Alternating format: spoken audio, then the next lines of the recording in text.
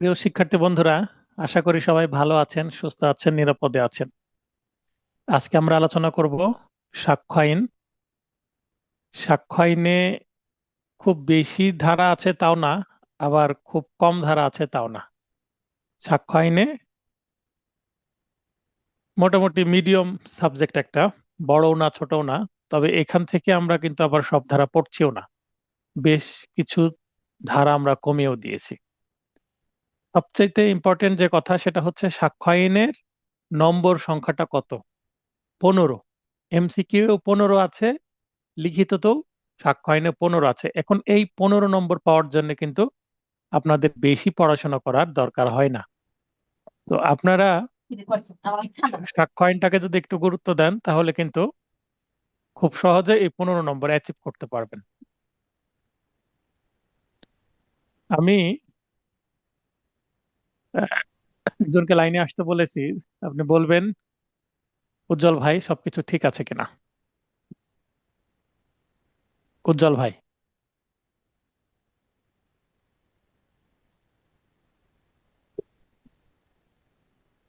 আচ্ছা। উজ্জ্বল ভাই লাইনে আছেন আসসালামু কিন্তু আলাইকুম কথা স্যার। বলছেন না। ওয়ালাইকুম আসসালাম। সবকিছু ঠিক আছে ভাই? আসসালামু আলাইকুম। ওয়ালাইকুম আসসালাম, জি সবকিছু স্যার, ঠিক আছে সবকিছু ভাই? ঠিক আছে, বাট আমার এখানে মেবি নেট। হ্যাঁ স্যার, ঠিক আচ্ছা আছে, সব ঠিক আছে। আচ্ছা, ক্লাসে কোনো জায়গায় প্রবলেম হলে বলবেন। আচ্ছা, তাহলে আমরা ক্লাসটি শুরু করি।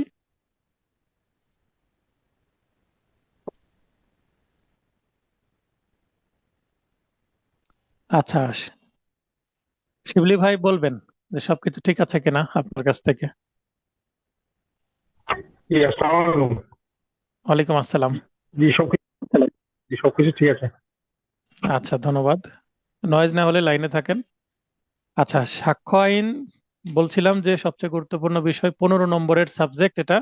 এমসিকিউ 15, রিটেনেও 15 নম্বর। তো এই 15 নম্বর অ্যাচিভ করার জন্য খুব বেশি পড়াশোনা করার দরকার হচ্ছে না। পেনাল কোড অনেক বড় সাবজেক্ট, 20 নম্বর। সিআরপিসি অনেক বড় সাবজেক্ট, 20 নম্বর। সিপিসি অনেক বড় সাবজেক্ট, 20 নম্বর। এটাই একটা ছোট সাবজেক্ট কিন্তু নম্বর 15, মানে 20-এর কাছাকাছি। অতএব পাশ করার জন্য কিন্তু সাক্ষ্য আইন একটা ভালো হেল্প করতে পারে আমাদের। এখানে সাক্ষ্য আইন শুরু করার আগে তিনটা বিষয় আপনাদেরকে মাথায় রাখতে হবে, যে সাক্ষ্য আইনের তিনটা খণ্ড আছে। বেসিক খণ্ড তিনটা, 1 থেকে 55 সেকশন পর্যন্ত প্রথম খণ্ড। 1 থেকে 55 পর্যন্ত প্রথম খণ্ড। আমরা যদি চলে যাই কন্টেন্টে বা বিন্যাসে, আমরা দেখতে পাবো, দেখবেন খণ্ড, প্রথম খণ্ড। প্রথম খণ্ড 1 থেকে শুরু করে 55 ধারা পর্যন্ত আছে। এই 1 থেকে 55 ধারার মধ্যে কি আলোচনা করা হয়েছে? প্রস্তাবনা, আইনের শিরোনাম, সংজ্ঞা, ব্যাখ্যা ও অন্যান্য বিষয়গুলো 1 থেকে 4-এর মধ্যে আছে, প্রথম অধ্যায়ের বিষয়। এবং দ্বিতীয় অধ্যায়ে আছে 5 থেকে 55 বিষয় বা ঘটনার প্রাসঙ্গিকতা। অর্থাৎ সাক্ষ্য আইনের বলে দেওয়া আছে যে কোনটা আদালতে বলা যাবে, অর্থাৎ প্রাসঙ্গিক। একটা মামলায় কোন বক্তব্যটা পেশ করা যায়, কোনটা পেশ করা যায় না, কি নিয়ে কথা বলা যায়, কি নিয়ে কথা বলা যায় না। তো আজকে আমরা সাক্ষ্য আইন পড়াচ্ছি। যদি আপনাদের কারো প্রশ্ন থাকে তো সাক্ষ্য আইন নিয়েই তো প্রশ্ন করবেন। তো আদালতে যখন কোনো মামলার শুনানি হয়, তখন ওই মামলা সংশ্লিষ্ট যে বিষয়গুলো কথা বলা যাবে, তো কোনটা কথা বলা যাবে, কোনটা কথা বলা যাবে না। যেটা প্রাসঙ্গিক সেটা কথা বলা যাবে, এবং যেটা প্রাসঙ্গিক না, প্রাসঙ্গিক এর বিপরীত যদি বলি অপ্রাসঙ্গিক বা অবান্তর, যে কথাটা অবান্তর, মামলায় কোনো কাজে আসবে না, সেটা বললে আদালতের সময় নষ্ট হবে। অতএব সে কথা বলা যাবে না। তো আদালতে একজন অ্যাডভোকেট হিসাবে কোনো বক্তব্য পেশ করার জন্য ঘটনার প্রাসঙ্গিকতা বোঝাটা খুবই জরুরি। প্র্যাকটিস ভালো করার জন্য সাক্ষ্য আইন বোঝাটা খুবই জরুরি।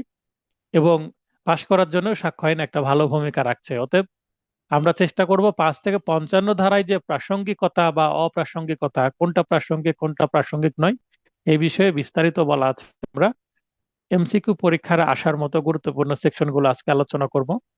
আজকে 1 থেকে 31 ধারা পর্যন্ত আলোচনা হবে, রুটিনে নিশ্চয়ই আপনারা দেখেছেন। তারপরে দ্বিতীয় খণ্ডে বলা হচ্ছে 56 থেকে 100 ধারা পর্যন্ত।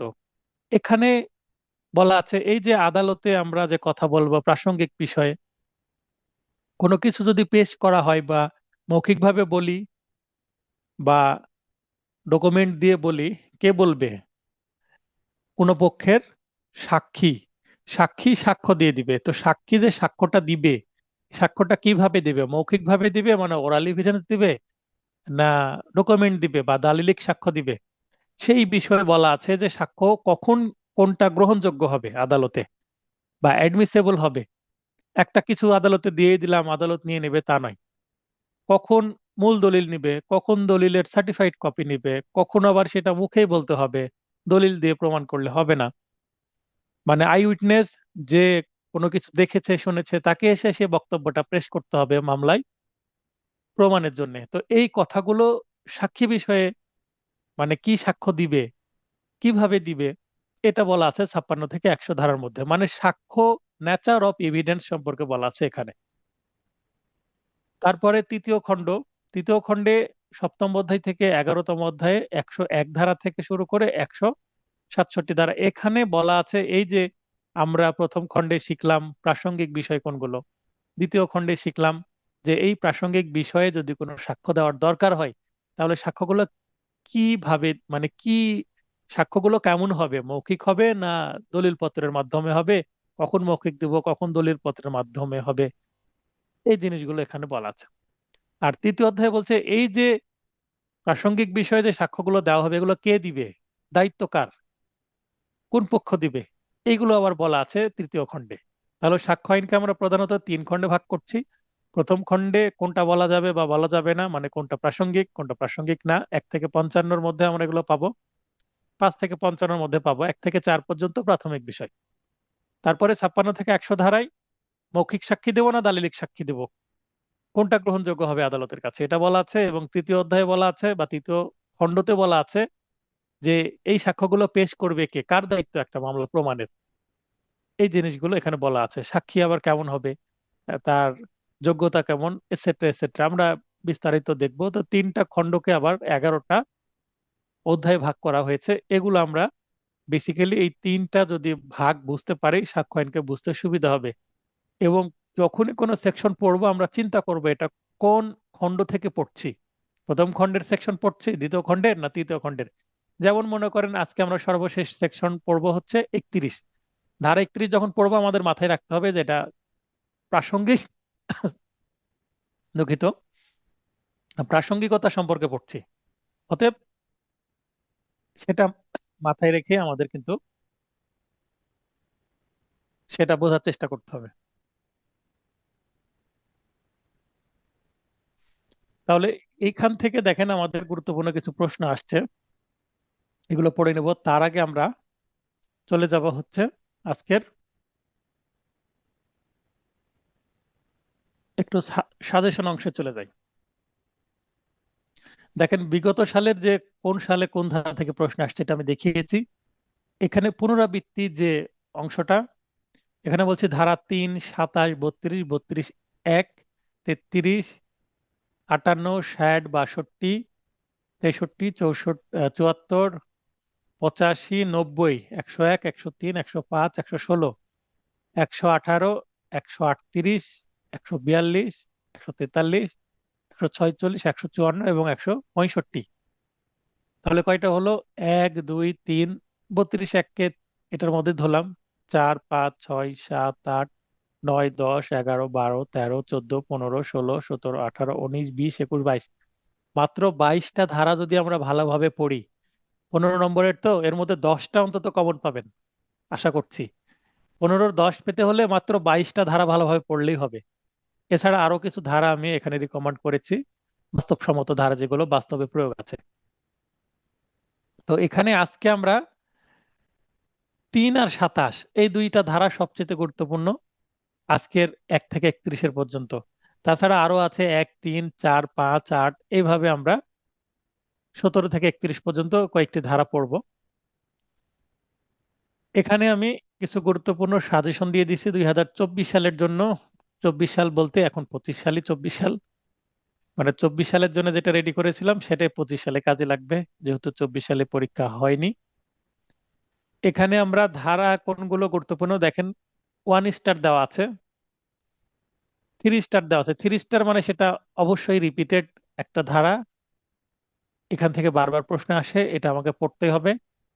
তারপরে কিছু কিছু জায়গায় দেখবেন 2 স্টার দেওয়া আছে, কোনো কিছু কোনো কোনো জায়গায় স্টার দেওয়াই নাই। যেমন দেখেন এখানে 56 ধারায় 2 স্টার দেওয়া আছে, 57 ধারায় 2 স্টার দেওয়া আছে। যেগুলো 3 স্টার সেগুলো মাস্ট পড়তে হবে, ভালোভাবে পড়তে হবে। যেগুলো 2 স্টার সেগুলো একটু গুরুত্ব দিয়ে পড়বেন, মুখস্থ না করলেও কয়েকবার পড়বেন। 1 স্টার গুলা 2-1 বার পড়বেন, যেগুলো স্টার দেওয়া নাই চাইলে পড়েন, না পড়লে না পড়েন। যদি সম্ভব হয় পুরো নোটটা অন্তত একবার পড়বেন। তারপরে যখন পরীক্ষায় গিয়ে আসবে আমি এখান থেকে আরেকটা শর্ট সাজেশন দিব, তখন আপনারা নিজেরাই কম পড়তে পারবেন। আপাতত সবগুলোতে একটু চোখ বোলাতে থাকেন। এরপরে পরিচিতি অংশ, এই অংশ থেকে বিগত সালে 2-3টা প্রশ্ন এসেছে এর আগে। তো যেহেতু এসেছে সেহেতু এই অংশ থেকে আপনারা একটু পড়ে নেবেন। সবচেয়ে গুরুত্বপূর্ণ এই যে এইটা, জেমস স্টিফেন খসড়া বা ড্রাফট প্রস্তুতের দায়িত্ব পান ব্রিটিশ পার্লামেন্ট কর্তৃক 1871 সালে। তো জেমস স্টিফেন, তো এখানে স্যার জেমস ফিজ, এখানে ফিজেমস এরকম একটা বানান, বা ফিটস জেমস বা স্টিফেন একই ব্যক্তি, কিন্তু 3 নম্বরে যার কথা বলা আছে 4 নম্বরেও কিন্তু একই কথা বলা আছে, তিনি একজন ব্রিটিশ আইনবেত্তা। তো উচ্চারণ যেরকমই হোক না কেন জাস্ট লক্ষ্য রাখবেন। তবে ইংলিশটা আমি দিয়ে দিয়েছি যেন মনে রাখতে সুবিধা হয়, সাধারণত এটা ইংলিশে আসে অপশন। ইনি কিন্তু এই সাক্ষ্য আইনটা তৈরি করেন। এখানে এই যে আমি বলেছিলাম প্রথম খণ্ড কি প্রমাণ করতে হবে, অর্থাৎ প্রাসঙ্গিক বিষয়গুলো আছে এখানে। আর দ্বিতীয় খণ্ড কি ধরনের প্রমাণ দিতে হবে, মৌখিক না দালিলিক। তৃতীয় খণ্ড কার দ্বারা এবং কি পদ্ধতিতে প্রমাণ উপস্থাপন করতে হবে, অর্থাৎ কারা সাক্ষী হতে পারবে এবং কি পদ্ধতিতে দিবে, ওই যে জেরা জবানবন্দি, এই বিষয়গুলো এর মধ্যে আসবে। তারপর আরো কিছু বিষয় আছে, আপনারা একটু পড়ে নেবেন। এরপরে আমরা সরাসরি সেকশনে চলে যাব।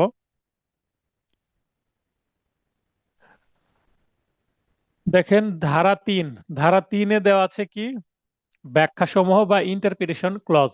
অনেক আইনে আমরা দেখি যে ডেফিনেশন বা সংজ্ঞা, তো এখানে ডেফিনেশন বা সংজ্ঞা নেই, আছে ইন্টারপ্রিটেশন ক্লজ বা ব্যাখ্যা সমূহ। ব্যাখ্যা সমূহের প্রথমেই আদালত কি সেটা বলে দিচ্ছে। আমরা আদালতকে এটা পেনাল কোড থেকেও জানলাম।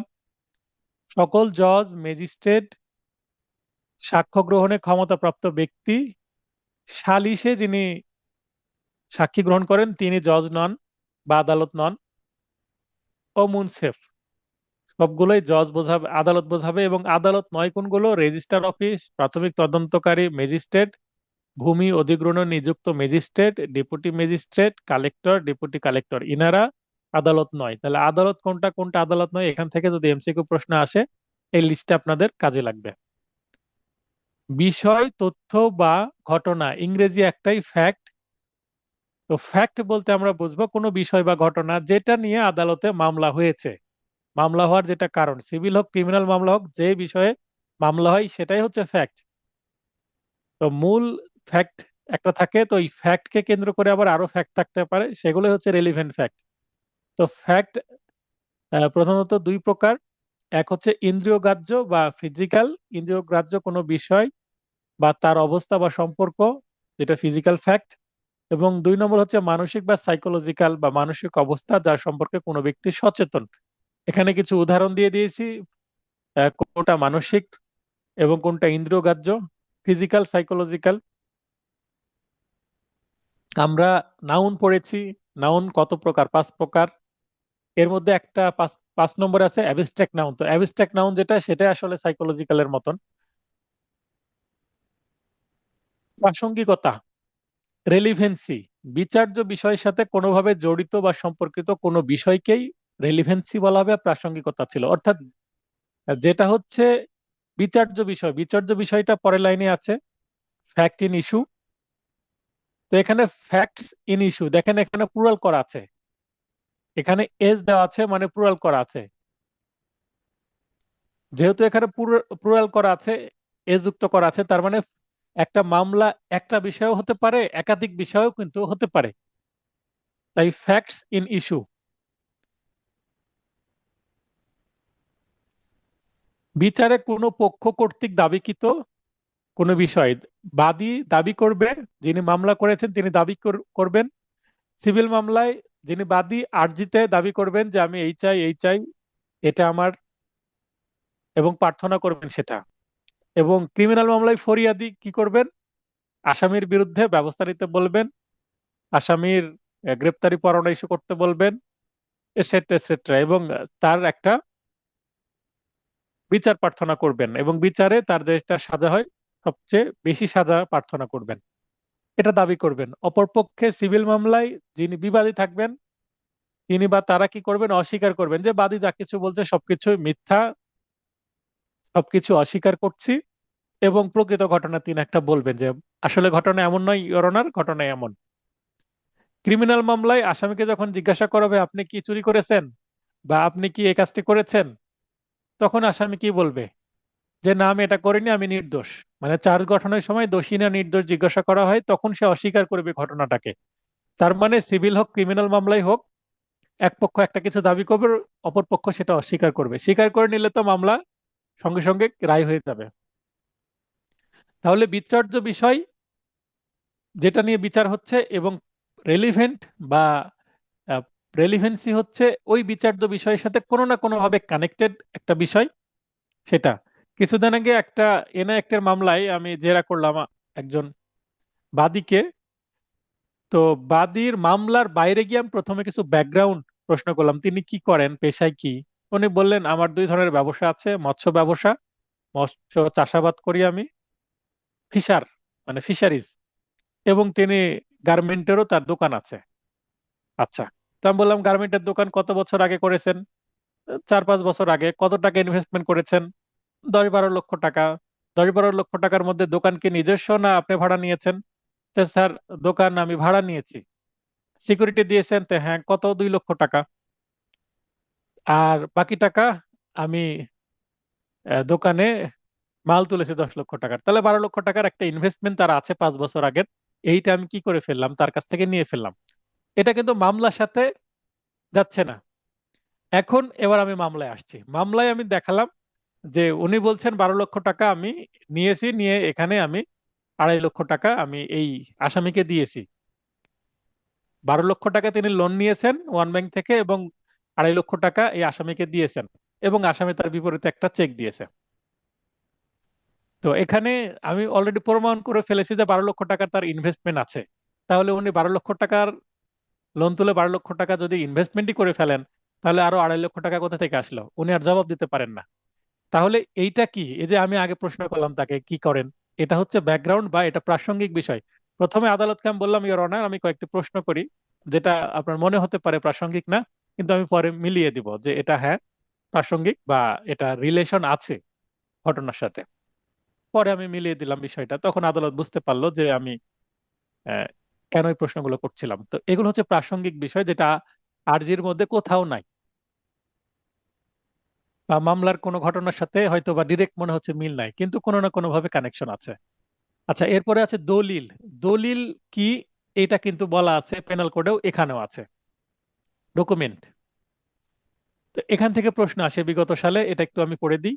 ব্যবহার হতে পারে বা এর উদ্দেশ্যে কোনো পদার্থের ওপর কোনো বর্ণ, বর্ণ মানে কি লেটার, যেমন স্বর সরিয়া ক খ, A B C D, alpha beta gamma, বা আরবি যদি বর্ণ বলি আমি সেক্ষেত্রে আলিফ বা তা, এগুলো। তো বর্ণ সংখ্যা 1 2 3 এরকম, বা চিহ্নের সাহায্যে বর্ণিত কোনো বিষয়, যেমন মুদ্রিত। মুদ্রিত বলতে প্রিন্ট করা হয়েছে, প্রিন্টেড। লিথোগ্রাফকৃত। লিথোগ্রাফ বলতে আগে দেখবেন যে চাপ দিয়ে কোনো কিছু তৈরি করা হয়, এক পাশে রং মাখানো থাকে আর এক পাশে চাপ দিয়ে কাজ করা হয়, এটা লিথোগ্রাফের মতন। মানে হচ্ছে এখন তো অপটিক্যাল প্রেস আসছে, আগে হচ্ছে লিথোগ্রাফকৃত প্রেস আপনার প্রেস ছিল। ফটোগ্রাফকৃত, ফটোগ্রাফ বলতে কোনো ক্যামেরা দিয়ে ছবি তোলাকে ফটোগ্রাফ বলে। আমরা সবাই জানি এখন অনেকেই ভিডিওগ্রাফি ফটোগ্রাফির সাথে ভালো পরিচিত। সোশ্যাল মিডিয়ার কারণে এখন সবাই আমরা কন্টেন্ট ক্রিয়েটর হয়ে গেছি। তো এখানে সকল শব্দ যেটা লেখা আছে বা মুদ্রিত আছে, মানচিত্র, নকশা, ধাতু বা প্রস্তর। ধাতু বলতে কোনো মেটাল, তামা, লোহা, কাঁসা, সোনা, এগুলো। প্রস্তর বলতে পাথর বা স্টোন, এই খণ্ডের উপর খচিত, খচিত বলতে খোদাই করে কাঁচ কেটে কোনো কিছু লেখা। বা ব্যঙ্গচিত্র, ব্যঙ্গচিত্রের ইংরেজি হচ্ছে কার্টুন। অপশনে ইংলিশও আসতে পারে, বাংলাতেও আসতে পারে। এগুলো কিন্তু দলিল। রিসেন্টলি যে 22 সালে অ্যামেন্ডমেন্ট হয়েছে এই সাক্ষ্য আইন, এখানে এই ডিজিটাল সিকিউরিটি অ্যাক্ট 2018 এর সংজ্ঞায়িত কোনো ডিজিটাল রেকর্ড, মানে ডিজিটাল রেকর্ড শব্দটা যুক্ত হয়েছে। ডিজিটাল সাক্ষ্য আগে কিন্তু সাক্ষ্য ছিল না, যদিও আদালত গ্রহণ করত, কিন্তু সেভাবে করতো না। এখন উনি মানে আদালত এটা গ্রহণ করতে বাধ্য, কারণ সাক্ষ্য আইনই ডিজিটাল রেকর্ডকে পারমিট করছে অ্যামেন্ডমেন্টের মাধ্যমে 2022 সালের। তো 22 সালের অ্যামেন্ডমেন্টের পরে এই নোটটাতেও এটা অ্যাড হয়েছে, আগের নোটে ছিল না। 22 সালে যারা পাশ করেছেন, অ্যাডভোকেট হয়েছেন, তাদের কিন্তু এই অংশটুকু পড়তে হয়নি। ডিজিটাল রেকর্ড যেমন ফোন, হার্ডওয়্যার, সফটওয়্যার সহ যে কোনো ডিজিটাল যন্ত্র দ্বারা রেকর্ডকৃত audio, video, DVD, CD, CCTV, drone data অথবা magnetic, electromagnetic, optical, computer memory, microfilm ইত্যাদিতে, এগুলো কি মাধ্যম। যতগুলো আমরা দেখলাম এগুলো হচ্ছে মাধ্যম। এগুলোতে কোনো কিছু কি আছে সংরক্ষিত, মানে সেভ করা আছে। আমরা বলি এই ফটোটা তুললাম তো এটা সেভ করে রাখেন, নম্বর সেভ করে রাখেন, তো সেভ করা বাংলা সংরক্ষিত। অথবা প্রেরিত, একজন আরেকজনকে সেন্ড করেছেন, বা গৃহীত, একজন রিসিভ করেছেন। যে কোনো তথ্য বা ডেটা, এগুলো কি ডিজিটাল রেকর্ড। ডিজিটাল রেকর্ডের একটা লম্বা চড়া লিস্ট দিয়ে দিলাম। এর আগে দলিলের লিস্ট দিলাম, ব্যঙ্গচিত্র পর্যন্ত ইত্যাদি, তারপরে ডিজিটাল রেকর্ড। তো আমরা বুঝতে পারছি কোনটা ডিজিটাল এবং কোনটা ডিজিটাল নয়। তাহলে ডিজিটাল রেকর্ডও একটা কি দলিল বা ডকুমেন্ট। এবার সাক্ষ্য কি? সাক্ষ্য সাধারণত আমরা এখানে দেখছি 3 প্রকারের। মৌখিক সাক্ষ্য, বিচার্য বা তদন্ত বিষয়ে সাক্ষীর বিবৃতি বা বর্ণনা, মুখে যেটা বলা হচ্ছে সেটাই মৌখিক সাক্ষ্য বা ওরাল এভিডেন্স। 2 নম্বরে দালিলিক সাক্ষ্য বা উপস্থাপিত দলিল, যেটা উপস্থাপন করা হচ্ছে, কোনো কিছু পেশ করা হচ্ছে। যেমন আমার যে নোটটা আমি আপনাদেরকে পাঠিয়েছি, এটা একটা দালিলিক বিষয়। ফিজিক্যাল বা ফরেনসিক সাক্ষ্য, ফিজিক্যাল বা ফরেনসিক সাক্ষ্য যেটা মানুষের শরীর বা অন্যান্য শরীর, যেটা বায়োলজিক্যাল হতে পারে। ফরেনসিক বলতে আমরা বুঝি যে এর মধ্যে রক্ত থাকতে পারে, ফরেনসিক ডিপার্টমেন্ট যেটা টেস্ট করে। তারপরে সিমেন, চুল, সকল দৈহিক বস্তু এবং শরীরের অন্যান্য যা কিছু আছে, শরীরের লালা থাকতে পারে, ইউরিন থাকতে পারে, স্টুল থাকতে পারে, ঘাম থাকতে পারে, চুল, শরীরের যত চোখের অশ্রু থাকতে পারে, এবং শরীরের মাংসের কোনো অংশ থাকতে পারে, এটসেট্রা এটসেট্রা সবকিছু। অঙ্গ, অঙ্গের অংশ, ডিএনএ, মানে আরো গভীরে ছোট বিষয় চলে যাচ্ছে। আঙ্গুলের ছাপ, হাতের ছাপ। আঙ্গুলের ছাপ বলতে যে কোনো একটা, যেমন এইটা বৃদ্ধাঙ্গুলের ছাপ, এটাকে থাম্ব ইমপ্রেশন বলা হয়। তারপরে এই আঙ্গুলের ছাপ, এই আঙ্গুলের একক আঙ্গুলের ছাপ। আর হাতের ছাপ বলতে পুরো হাতের ছাপ, যেটাকে পালম ইমপ্রেশন বলা হয়। আইরিশ, আইরিশ বলতে চোখের যেটা চিত্র সেটা আইরিশ। তারপরে পায়ের ছাপ, ফুটপ্রিন্ট, অথবা যে কোনো বস্তু যা অপরাধ বা অপরাধী ও ভিকটিমের মধ্যে সংযোগ প্রতিষ্ঠার মাধ্যমে কোনো বিচার্য বিষয় প্রমাণে সহায়তা করে। তাহলে এই যা কিছু আমরা লিস্ট দেখছি, এই লিস্টের সম্পর্ক এই 3টা বিষয়ের সাথে থাকতে হবে। 1 নম্বর হচ্ছে অপরাধ, যে অপরাধটা হয়েছে, যে ঘটনা, এই ঘটনার সাথে কানেকশন থাকতে হবে।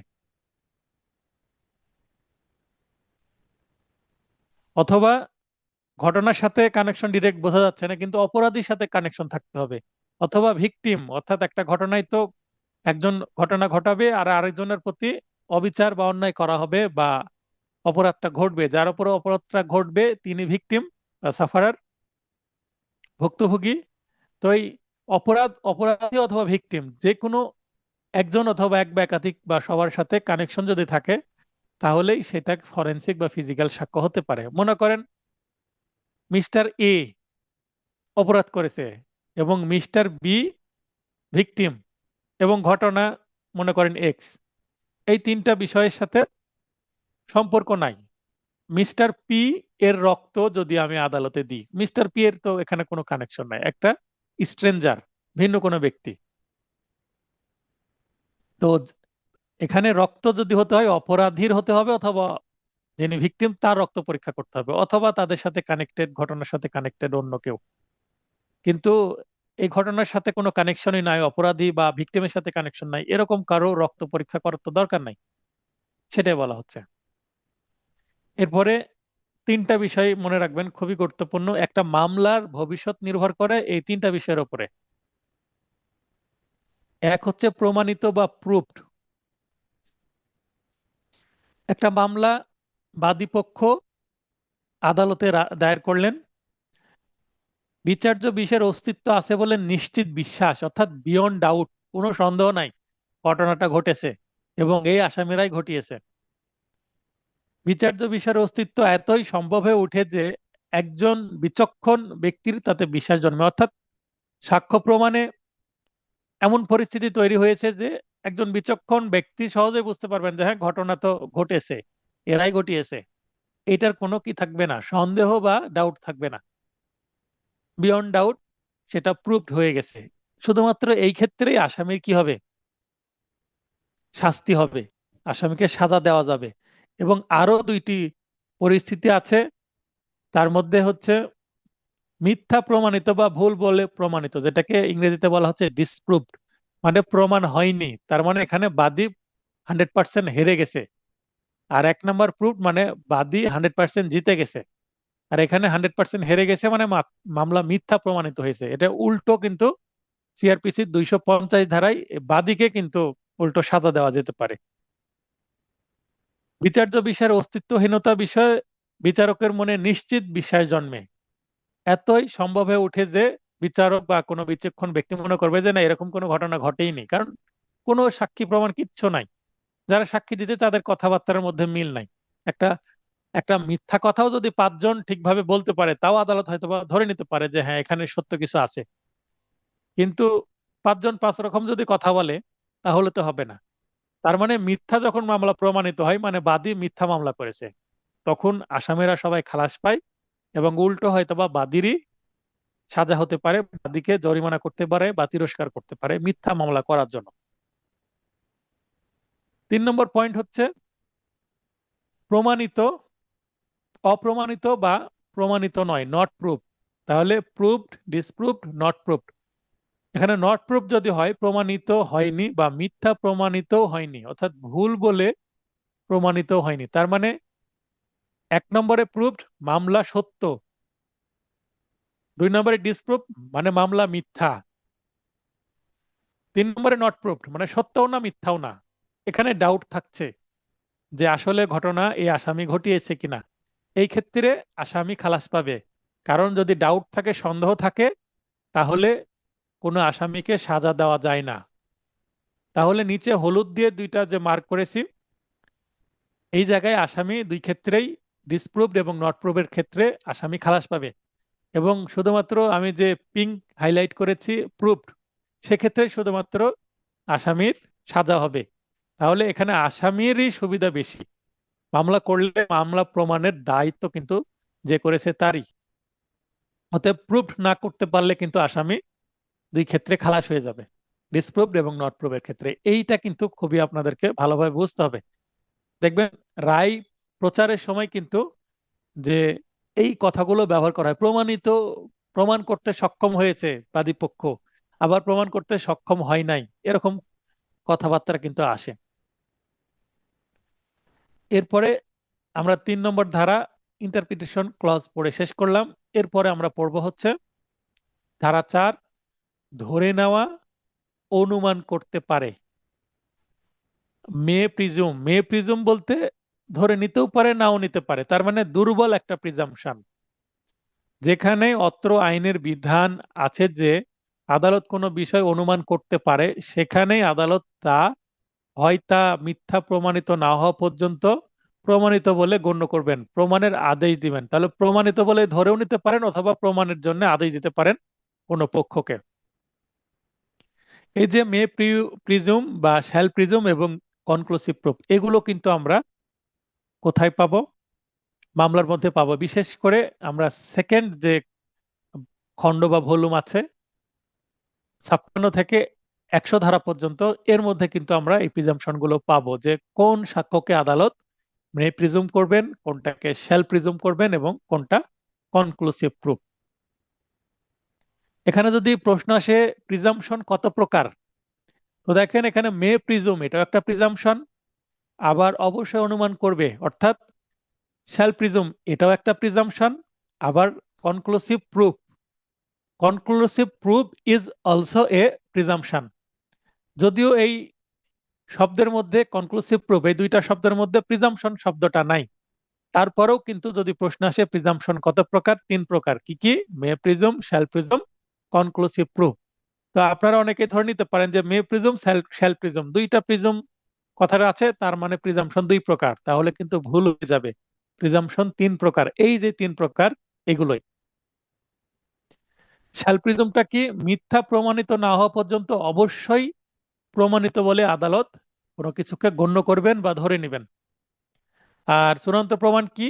প্রথমোক্ত বিষয় প্রমাণিত হইলেই অপর বিষয়ও প্রমাণিত বলে গণ্য করবেন এবং তা মিথ্যা প্রমাণের উদ্দেশ্যে সাক্ষ্যদানের সুযোগ দিবেন না। আচ্ছা, কনক্লুসিভ প্রুফটা কি? মনে করেন যে একটা যৌতুকের মামলা হয়েছে।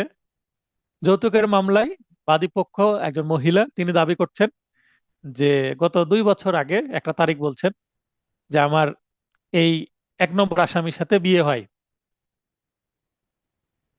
তো এখন 1 নম্বর আসামি পক্ষ যদি, মানে আসামি পক্ষের আইনজীবী বা আসামি পক্ষ যদি এই বিয়ের কাবিননামাটাকে অস্বীকার না করে, তাহলে এই বিয়ের কাবিননামাটা প্রমাণিত। কারণ এটা অস্বীকার করার তো কিছু নাই যদি বিয়ে হয়ে থাকে। আর যদি বিয়ে না হয়ে থাকে তাহলে হয়তো অস্বীকার করবে। কিছু কিছু ক্ষেত্রে সেটা হয়, হয়তো বা কোনো জালিয়াতির মাধ্যমে তৈরি হতে পারে কাবিননামা। তো মনে করেন যে সঠিকভাবে বিয়ে হয়েছে, অপরপক্ষ মেনে নিচ্ছে যে হ্যাঁ আমাদের বিয়ে হয়েছে, তাহলে হয়তো বা যৌতুকের যে দাবি করা হচ্ছে যৌতুক আমি চাইনি, এটা আসামি বলতে পারে। আচ্ছা, এখন আমি কনক্লুসিভ প্রুফ বোঝাচ্ছি। এখন যদি কাবিননামাটা প্রমাণ, মানে কাবিননামাটা ধরে নিচ্ছে অপরপক্ষ যে হ্যাঁ, আমি মেনে নিলাম, তার মানে কাবিননামাটা চ্যালেঞ্জ করছে না, কাবিননামাটা সঠিক, আসামি পক্ষ সেটা মেনে নিচ্ছে, তাহলে এদের বিয়ে হয়েছে, এটা সঠিক। বিয়ের পর 1 বছর পরে তাদের একটা কন্যা সন্তান হয়েছে বা একটা পুত্র সন্তান হয়েছে। এই যে সন্তান, যদি কাবিননামাটা সঠিক মেনে নেয়, তাহলে সন্তান এটাও তাদেরই, এটাও কিন্তু কনক্লুসিভ প্রুফ। এটা আমরা যখন পড়বো 112 ধারা, তখন আমরা দেখব যে বিবাহিত অবস্থায় যদি সন্তান হয় তাহলে সন্তান কি? বৈধ। এটাকে অস্বীকার করার কিছু নাই। এইটা আমরা পড়ছি 1872 সালের আইন, তখন এটা ধরা হয়। কিন্তু এটাও এখন চ্যালেঞ্জ করা যায় ডিএনএ টেস্টের মাধ্যমে, যেহেতু এখন ডিএনএ টেস্টের মাধ্যমে সন্তান পিতার কিনা এটা এখন বোঝা যায়। তো এখানে কিছু কনফিউশন আছে, সেগুলো আমি ঠিক করে দিব। তো 1 থেকে 4 ধারা পর্যন্ত আমরা বেসিক জিনিসগুলো শিখলাম। এরপরে আমি এখন একটা বিরতিতে যাই, বিরতির পরে এই 5 থেকে 31-এর মধ্যে গুরুত্বপূর্ণ কিছু সেকশন আলোচনা করব। আপনারা এই আলোচনার মধ্যে যদি কারো কোনো প্রশ্ন থাকে আপনারা একটু নোট করে রাখেন, 10 মিনিট পরে বিরতির পরে আমরা ফিরছি। হ্যাঁ, তো যেটা আলোচনা করছিলাম আমরা, ধারা 4 শেষ করলাম, এবার ধারা 5 থেকে ধারা 55, দ্বিতীয় অধ্যায়ের বিষয়। এখানে কি বিষয় আলোচনা করা হয়েছে? বিষয় বা ঘটনার প্রাসঙ্গিকতা, অর্থাৎ কোনটা প্রাসঙ্গিক কোনটা প্রাসঙ্গিক নয়। আপনাদেরকে একটা প্রশ্ন করি, কেউ যদি একটু ব্যাখ্যা দিতে পারেন, বুঝিয়ে দিতে পারেন। আমরা নাটক সিনেমায় দেখে থাকি যে আদালতের কোর্ট ড্রামা চলছে, আদালতের কোনো ঘটনা চলছে, এই সময় এক পক্ষ প্রশ্ন করছে বা কোনো কিছু বলছে, অপর পক্ষের আইনজীবী উঠে কি বলছেন, আই অবজেক্ট ইওর অনার। তো আই অবজেক্ট ইওর অনার কেন বলে? কেউ কি বলতে পারবেন আই অবজেক্ট কেন বলে?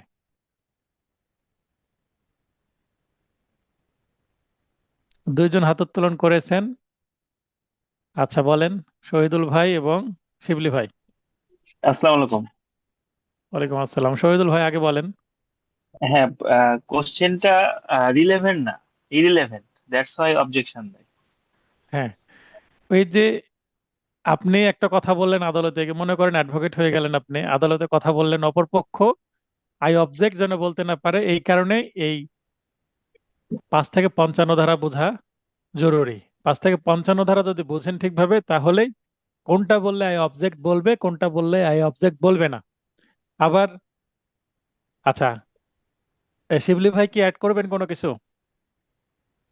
জি না, ওটা শহীদুল ভাই যেটা বলছেন একই কথা, হ্যাঁ, অপ্রাসঙ্গিক হলে তাহলে আবার অনেক সময় আমি প্রাসঙ্গিক কথাও বললাম, অপরপক্ষ আই অবজেক্ট বলতে পারে, তখন কিন্তু যখন আমি বুঝিয়ে দেবো যে ইওর অনার এটা এই কারণে প্রাসঙ্গিক, আমি প্রাসঙ্গিক কথাই বলছি, হয়তোবা এটা আপাত দৃষ্টিতে অপ্রাসঙ্গিক মনে হচ্ছে, তখন আবার আদালত কি করতে পারে, সাস্টেন বলতে, সাস্টেন বলবে এক সময়, আবার এক সময় বলবে ওভাররুল। তার মানে অবজেকশন দিলে যদি সাস্টেন করে, তার মানে অবজেকশনটা সাস্টেন করলো, তার মানে ওই কথা বলা যাবে না আর। আসলে সেটা অপ্রাসঙ্গিক। আর যদি ওভাররুল বলে, তাহলে এই যে আই অবজেক্ট বললো এটা ইনভ্যালিড হয়ে গেল, তার মানে যেটা বলছিল সেটা বলা যাবে। তো এই জিনিসগুলো আমরা বুঝতে পারবো 5 থেকে 55 ধারা যদি আমরা বুঝি। তো 5 নম্বর ধারা সাক্ষ্য আইনের মেরুদণ্ড বলা হয়। বিচার্য বিষয় ও প্রাসঙ্গিক বিষয় সম্পর্কে সাক্ষ্য দেওয়া যাবে। তার মানে আদালতে শুধুমাত্র দুই ধরনের বিষয়ে কথা বলা যাবে, যেটা বিচার্য বিষয় মানে যেই বিষয়ে বিচার হচ্ছে। মনে করেন একটা মার্ডার কেস হলে বিচার্য বিষয় দুইটা থাকে। এক, যে ব্যক্তির মৃত্যু নিয়ে মামলা হচ্ছে সে আসলে মারা গেছে কিনা, তার মানে তার মৃত্যুটা তো প্রমাণ করতে হবে। মৃত্যুর প্রমাণ করতে হলে কি তার ডেড বডি পেতে হবে।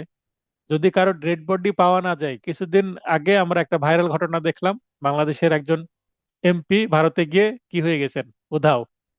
ধারণা করা হয়েছে যে তাকে মেরে গুম করে দেওয়া হয়েছে, তার বডি টুকরো টুকরো করে ছড়িয়ে ছিটিয়ে দেওয়া হয়েছে। এই ধরনের আমরা ভাইরাল ঘটনা দেখলাম।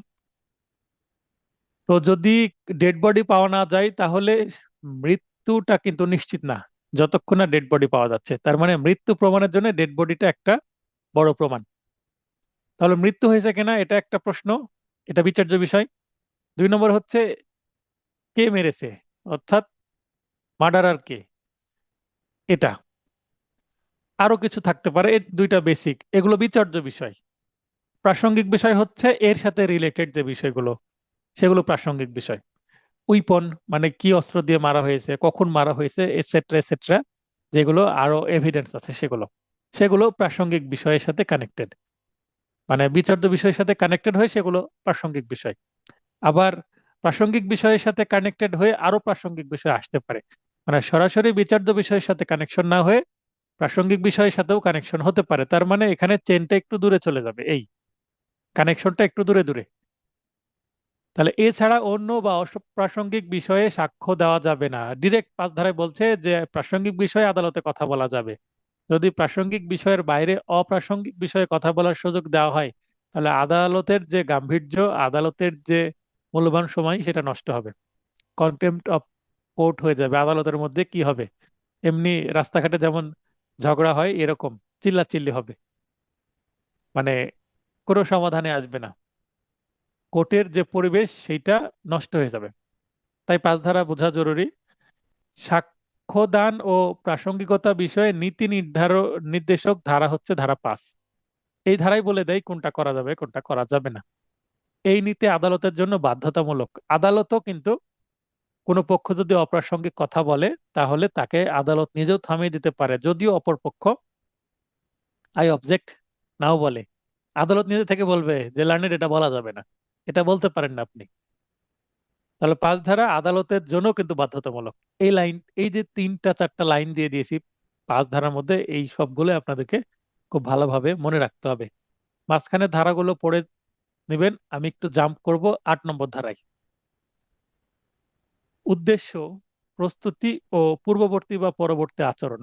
মোটিভ, একটা ঘটনা কেন ঘটলো, যিনি ঘটালেন তার তো কোনো না কোনো উদ্দেশ্য আছে, মানে মোটিভ আইনের ভাষায় বলা হয়। তারপর একটা ঘটনা ঘটানোর জন্য তার একটা প্রিপারেশন থাকতে পারে, যেটা ঘটনার পূর্বের একটা প্রস্তুতি, প্রিপারেশন। এবং কন্ডাক্ট, কন্ডাক্ট বলতে আচরণটা কেমন হলো। একটা মানুষ একটা মার্ডার কেসের আসামি, যেই দিনকে ঘটনা ঘটেছে তারপরের দিন থেকে সে কি এলাকায় নাই, উধাও।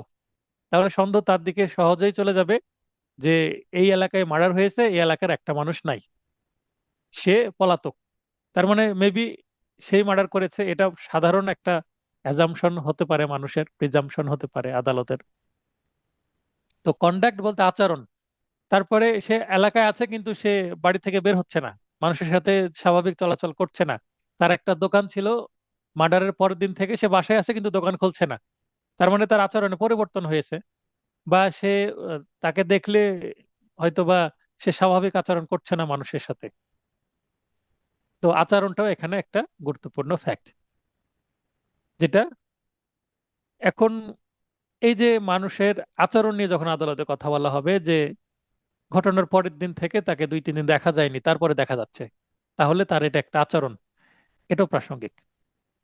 বিচার্য বিষয় বা প্রাসঙ্গিক বিষয় সংগঠনের অভিপ্রায় বা উদ্যোগ যে ঘটনার মাধ্যমে সৃষ্টি তা কিন্তু প্রাসঙ্গিক হবে।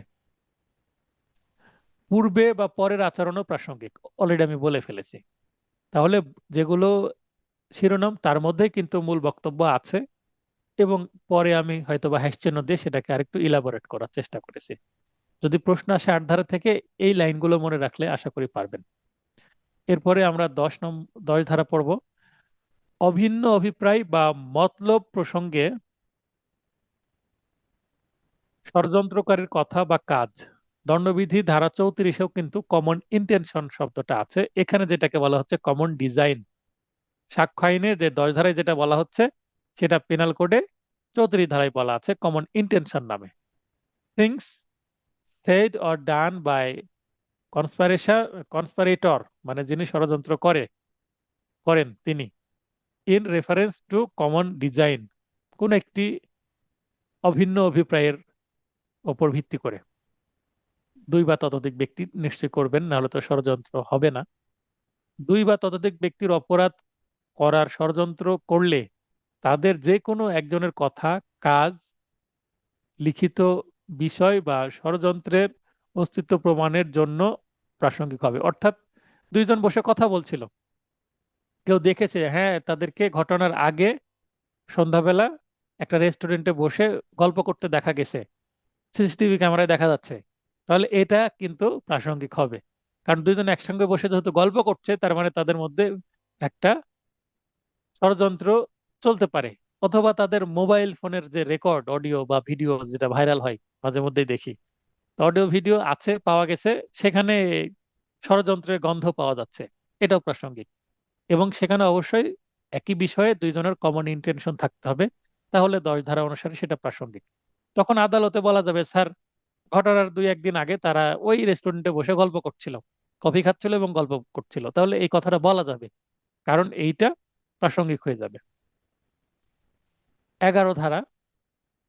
11 ধারা গুরুত্বপূর্ণ ধারা, এখান থেকে প্রশ্ন আসে যে সকল বিষয় অন্য কোনোভাবে প্রাসঙ্গিক নয়। তার মানে একটা বিষয় কোনোভাবেই প্রাসঙ্গিক নয়, সেগুলো যে ক্ষেত্রে প্রাসঙ্গিক। প্লিয়া অফ এলাবাই বা প্লিয়া অফ এলিবি, প্লিয়া শব্দের অর্থ প্রেয়ার বা প্রার্থনা, বা অ্যাপ্লিকেশন অফ এলিবি বলতে অন্যত্র অবস্থান। একজন ব্যক্তি অন্যত্র অবস্থানের দাবি তুলছেন, প্রার্থনা করছেন, সেক্ষেত্রে সেটা প্রাসঙ্গিক হবে। আচ্ছা, 11 ধারা খুবই বুঝতে গেলে একটু জটিল হবে, আমি তারপরে উদাহরণ দিয়ে বোঝানোর চেষ্টা করছি। বিচার্য বা প্রাসঙ্গিক বিষয়ের সাথে অসঙ্গতিপূর্ণ হয়। এখানে দেখেন একটা খুবই গুরুত্বপূর্ণ শব্দ আছে, অসঙ্গতিপূর্ণ। আমরা প্রাসঙ্গিক বিষয় বা রেলিভেন্সি শব্দটা যখন পড়তে গেলাম, 3 ধারায় আমরা ব্যাখ্যা পড়লাম যে রেলিভেন্সিটা কি, আর ফ্যাক্ট ইন ইস্যুটা কি? রেলিভেন্সি আমরা পড়লাম অলরেডি, যে বিচার্য বিষয়ের সাথে যে যেগুলো জড়িত সেগুলো প্রাসঙ্গিক। কিন্তু এখানে 11 ধারায় বলছে এটা বিচার্য বিষয়ের সাথে জড়িতই না। তার মানে 11 ধারাটা অনেকটা মনে হচ্ছে যে ব্যতিক্রম। প্রাসঙ্গিকতা বা রেলিভেন্সি যেটাকে বোঝায় 11 ধারা সেটার সাথে যায় না, একেবারে বিপরীত, ভিন্ন কোনো কিছু। কেন? মনে করেন যে রাজশাহীতে একটা মার্ডার হয়েছে। এখন আসামি দাবি করছে যে আমি ঢাকায় ছিলাম, এই ঘটনার সাথে আমার কোনো কানেকশনই নাই।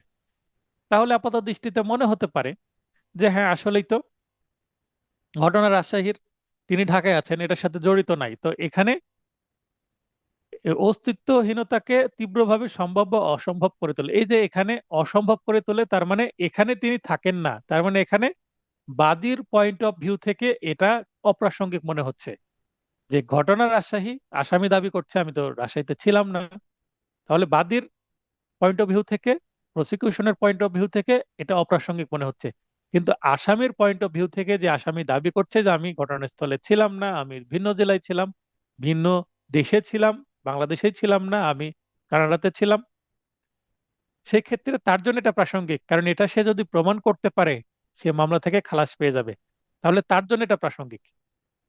তার মানে বাদীর জন্য এটা প্রাসঙ্গিক না, এটা আসামির জন্য প্রাসঙ্গিক। কারণ আসামি এটা প্রাসঙ্গিক করতে চাচ্ছে, কারণ এটা প্রাসঙ্গিক, সে যদি প্রমাণ করতে পারে সে দেশে ছিল না, সে ঘটনাস্থলে ছিল না, সে খালাস পাবে। আশা করি 11 ধারার যে গুরুত্ব সেটা বুঝতে পেরেছেন। জেনারেলি রাজশাহীতে সে ছিল না, তাহলে সে এই বিষয়টা প্রাসঙ্গিক কি না, আমি ঢাকায় ছিলাম, এটা বলার তার সুযোগ নাই মামলায়। কিন্তু 11 ধারায় সেই সুযোগটা দিচ্ছে, আসামির পয়েন্ট অফ ভিউ থেকে এটা প্রাসঙ্গিক করে দিচ্ছে। তার মানে যদিও মনে হচ্ছে এইটা রাজশাহীর ঘটনা, রাজশাহীতে ছিল না, এটা অসঙ্গতিপূর্ণ, এই কথার কোনো ভ্যালু নাই, কিন্তু ছিল না বলেই কিন্তু সে নির্দোষ প্রমাণ হওয়ার একটা সুযোগ তৈরি হচ্ছে। আশা করি 11 ধারা বুঝতে পেরেছেন। এরপরে আমরা চলে যাব 17 ধারায়। আচ্ছা, 17 ধারা পড়ার আগে আমি একটু আলোচনা করি 17 ধারা। 17 থেকে 17, 18, 19, 20, 21, 22 এবং 23, এই যে সেকশনগুলো, এই সেকশনগুলো কি সম্পর্কে বলেছে? স্বীকৃতি বা অ্যাডমিশন এর সংজ্ঞা দেওয়া হয়েছে 17 ধারায়। কিন্তু এই 17 থেকে 23 পর্যন্ত এই যে ধারাগুলো আছে, 5টি ধারা, এই 5টি ধারার মধ্যে কিন্তু অ্যাডমিশন সম্পর্কে বলা হয়েছে। বলে রাখা ভালো, অ্যাডমিশন বিশেষ করে সিভিল মামলায় বেশি ব্যবহৃত হয়। সিভিল মামলার ক্ষেত্রেই অ্যাডমিশন শব্দটার গুরুত্ব আছে। অ্যাডমিশন শব্দটার উৎপত্তি সিভিল মামলার জন্যই তৈরি হয়েছে, এই সেকশনটা সিভিল মামলায় ব্যবহার করার জন্যই তৈরি হয়েছে। কিন্তু কিছু কিছু ক্ষেত্রে ক্রিমিনাল মামলা তো এটা কাজে লাগবে। তার মানে অ্যাডমিশনটা সিভিল ক্রিমিনাল বোথ মামলার জন্য প্রযোজ্য, তবে 90% ক্ষেত্রে সিভিল মামলার জন্য প্রযোজ্য। পার্সেন্টেজটা আমি একটা কম বেশি বোঝানোর জন্য বললাম, 90% এক্স্যাক্টলি সেটা না, মানে বেশিরভাগ ক্ষেত্রে সিভিলের ক্ষেত্রে প্রযোজ্য, আর সামান্য ব্যবহার আছে ক্রিমিনাল ক্ষেত্রে। আচ্ছা, তাহলে অ্যাডমিশনটা খুবই গুরুত্বপূর্ণ একটা জিনিস। স্বীকৃতি, মনে করেন যে এক পক্ষ কোনো কিছু দাবি করলো, অনেক অপর পক্ষ এসে বললো হ্যাঁ আমি এটা স্বীকার করে নিলাম, তাহলে একটা মামলায় স্বীকৃতি হয়ে গেল। অথবা মামলা হওয়ার আগের কোনো ঘটনা, এক পক্ষ একটা কোনো কিছু বলেছিল, অপর পক্ষ কোনো কিছু স্বীকার করে নিয়েছিল। অথবা এখানে এক পক্ষ কোনো কিছু দাবি করার আগে অপর পক্ষ কোনো কিছু স্বীকার করে নিয়েছে, এটা হচ্ছে স্বীকৃতি। সংজ্ঞাটা কি বলা হচ্ছে? কোনো মৌখিক, লিখিত উক্তি, ডিজিটাল রেকর্ড, তাহলে তিনটা, ওরাল, রিটেন, ডিজিটাল রেকর্ড, তিনটা বিষয় আছে এখানে। যদি বিচার্য অথবা প্রাসঙ্গিক বিষয় সম্পর্কে কোনো ইঙ্গিত বহন করে, তাহলে ইঙ্গিত বলতে কোনো কানেকশন বা হিন্ট দিচ্ছে এরকম, এবং সেগুলো 18 থেকে 20 ধারা অনুযায়ী যদি প্রকাশ করা হয়, তাহলে 18 থেকে 20 ধারা, 18, 19, 20, এই তিনটা ধারায় মোড অফ অ্যাডমিশন, অ্যাডমিশনটা কিভাবে কে দিবে সেটা সম্পর্কে বলা হয়েছে। 18 ধারায় বলছে স্বীকৃতি মোকদ্দমার পক্ষও দিতে পারে বা তার পক্ষে কোনো এজেন্ট দিতে পারে পাওয়ার অফ অ্যাটর্নির মাধ্যমে, বা তার কোনো প্রতিনিধি। বাকি তিনটা পয়েন্ট পড়ে নেবেন, তাহলে বুঝতে পারবেন, হ্যাশ চিহ্ন দিয়ে যেগুলো দেওয়া আছে। 19-এ বলা হচ্ছে মোকদ্দমার পক্ষের সাথে যার সম্পর্ক অবশ্যই প্রমাণ করতে হবে সেই রূপ ব্যক্তির স্বীকৃতি, মানে থার্ড পার্টি বা তৃতীয় পক্ষ। ডিরেক্ট সম্পর্ক নাই, কিন্তু এখানে যদি মানে প্রমাণ করে দেওয়া যায়। আমি বিরতির আগে বলেছিলাম যে প্রথমে আমি কিছু ব্যাকগ্রাউন্ড আলোচনা করলাম যে তার ইনভেস্টমেন্ট কত, কিভাবে সে কি পেশা করে, পরে আমি মিলিয়ে দিলাম। তো এরকম একজন ব্যক্তি যখন কোনো কিছু বলছে, অপরপক্ষ বলতে পারে এর সাথে এই বাদীর বা বিবাদীর সম্পর্ক কি। তো এটা যদি প্রমাণ করে দেওয়া যায়, তৃতীয় পক্ষের স্বীকৃতিও কিন্তু গ্রহণ করা হবে। 20 নম্বরে বলা হচ্ছে মোকদ্দমার পক্ষ কর্তৃক ব্যক্তরূপে উল্লেখিত ব্যক্তির স্বীকৃতি। তার মানে মোকদ্দমার পক্ষ বলতে বাদী বা বিবাদী যদি বলে যে ওই ব্যক্তি যেটা বলবে সেটা আমি মেনে নেব, তার মানে এখানে একটা প্রতিনিধিত্বমূলক স্বীকৃতি আমরা দেখতে পাচ্ছি। তাহলে স্বীকৃতি প্রকাশ বা মোড অফ অ্যাডমিশন আমরা 18, 19, 20-এ পাই। এবার 21 এসে বলছে যে ব্যক্তি স্বীকৃতি স্বীকার করে বা যার পক্ষে স্বীকার করা হয় তার বিরুদ্ধে স্বীকৃতি প্রমাণ, অর্থাৎ স্বীকৃতি যে দেওয়া হলো এটাকে যদি আমি একটা অস্ত্র বলি, স্বীকৃতি বা অ্যাডমিশন একটা অস্ত্র, এটা কার বিরুদ্ধে ব্যবহার করা হবে, এটা বলা হচ্ছে 21 ধারায়। স্বীকৃতিসমূহ প্রাসঙ্গিক এবং তা প্রদানকারীর বিরুদ্ধে প্রমাণ করা যেতে পারে। তাহলে এইটি সাধারণ নীতি। মনে করেন আমি একটা চেক লিখে একজনকে দিয়ে দিলাম, তাহলে এই চেক যে আমি দিচ্ছি, তাহলে এই চেকে যে অ্যামাউন্ট বসাচ্ছি, কথার কথা 1 লক্ষ টাকার একটা অ্যামাউন্ট বসে আমি একজনকে চেক দিয়ে দিচ্ছি, তার মানে এই 1 লক্ষ টাকা সে আমার কাছ থেকে পাবে, এই কারণে আমি দিচ্ছি, বা কোনো কারণে এই 1 লক্ষ টাকার একটা কানেকশন তার সাথে আছে। তো এই যে আমি সাইন করে 1 লক্ষ টাকার একটা চেক দিয়ে দিচ্ছি, তার মানে আমি স্বীকার করে নিচ্ছি এই চেকটা তাকে দিতে হবে, কোনো না কোনো লেনদেন আছে আমার, হয়তোবা আমি তাকে ধার দিচ্ছি বা ধার পেয়ে তো আমি সেটা পরিশোধ করছি, যাই হোক না, তার সাথে আমার একটা আর্থিক লেনদেন আছে, এটা আমি স্বীকার করে নিচ্ছি চেক দেওয়ার মাধ্যমে, বা অন্যান্য যে কোনো ভাবে আমি করতে পারি। তো যখন আমি চেক দিব, এই চেকটা যে দেয় আর যে নেয়, তাহলে যে দেয় তাকে বলে ড্রয়ার, মানে যে অঙ্কন করে ড্রয়ার, আর যে ড্র করে বা লিখে তাকে ড্রয়ার বলা হয়, মানে চেক প্রদানকারী। আর অপরপক্ষ যিনি নেবেন তিনি বেয়ারার বা বহনকারী। এখন একজন আমাকে বলেন তো, চেকের মামলা বা স্ট্যাম্পে সই করে দিল সেই মামলা, এখন যিনি চেক দিবেন, মামলা এই চেক যখন ডিজনার হবে, অর্থাৎ চেকে উল্লেখিত টাকা ব্যাংকের না যদি না থাকে বা অন্য কারণে ডিজনার হলো, মামলা করা যদি কারণ উদ্ভব হয়, কার বিরুদ্ধে মামলা হবে? যিনি চেক দিলেন, চেক প্রদানকারীর বিরুদ্ধে মামলা হবে, না যিনি চেক নিলেন তার বিরুদ্ধে মামলা হবে? আচ্ছা, শিবলি ভাই বলেন। এক্ষেত্রে অবশ্যই যিনি চেক দিয়েছেন তার বিরুদ্ধে মামলা হবে। তো যিনি চেক দিবেন তার বিরুদ্ধে মামলা হবে, কারণ চেক দিয়ে উনি স্বীকার করে নিয়েছেন যে হ্যাঁ, যে অ্যামাউন্টটা বসানো আছে সেটা সে পাবে, তাই তো? তাহলে এখানে জি। চেক যিনি দিচ্ছেন তিনি হচ্ছে অ্যাডমিট করে নিয়েছেন, মানে তিনি স্বীকৃতি দাতা বা স্বীকারকারী বা স্বীকৃতি দাতা যেটাই বলি না কেন, তাহলে যিনি স্বীকার করছেন তার বিরুদ্ধে সেটা প্রমাণ করতে হবে।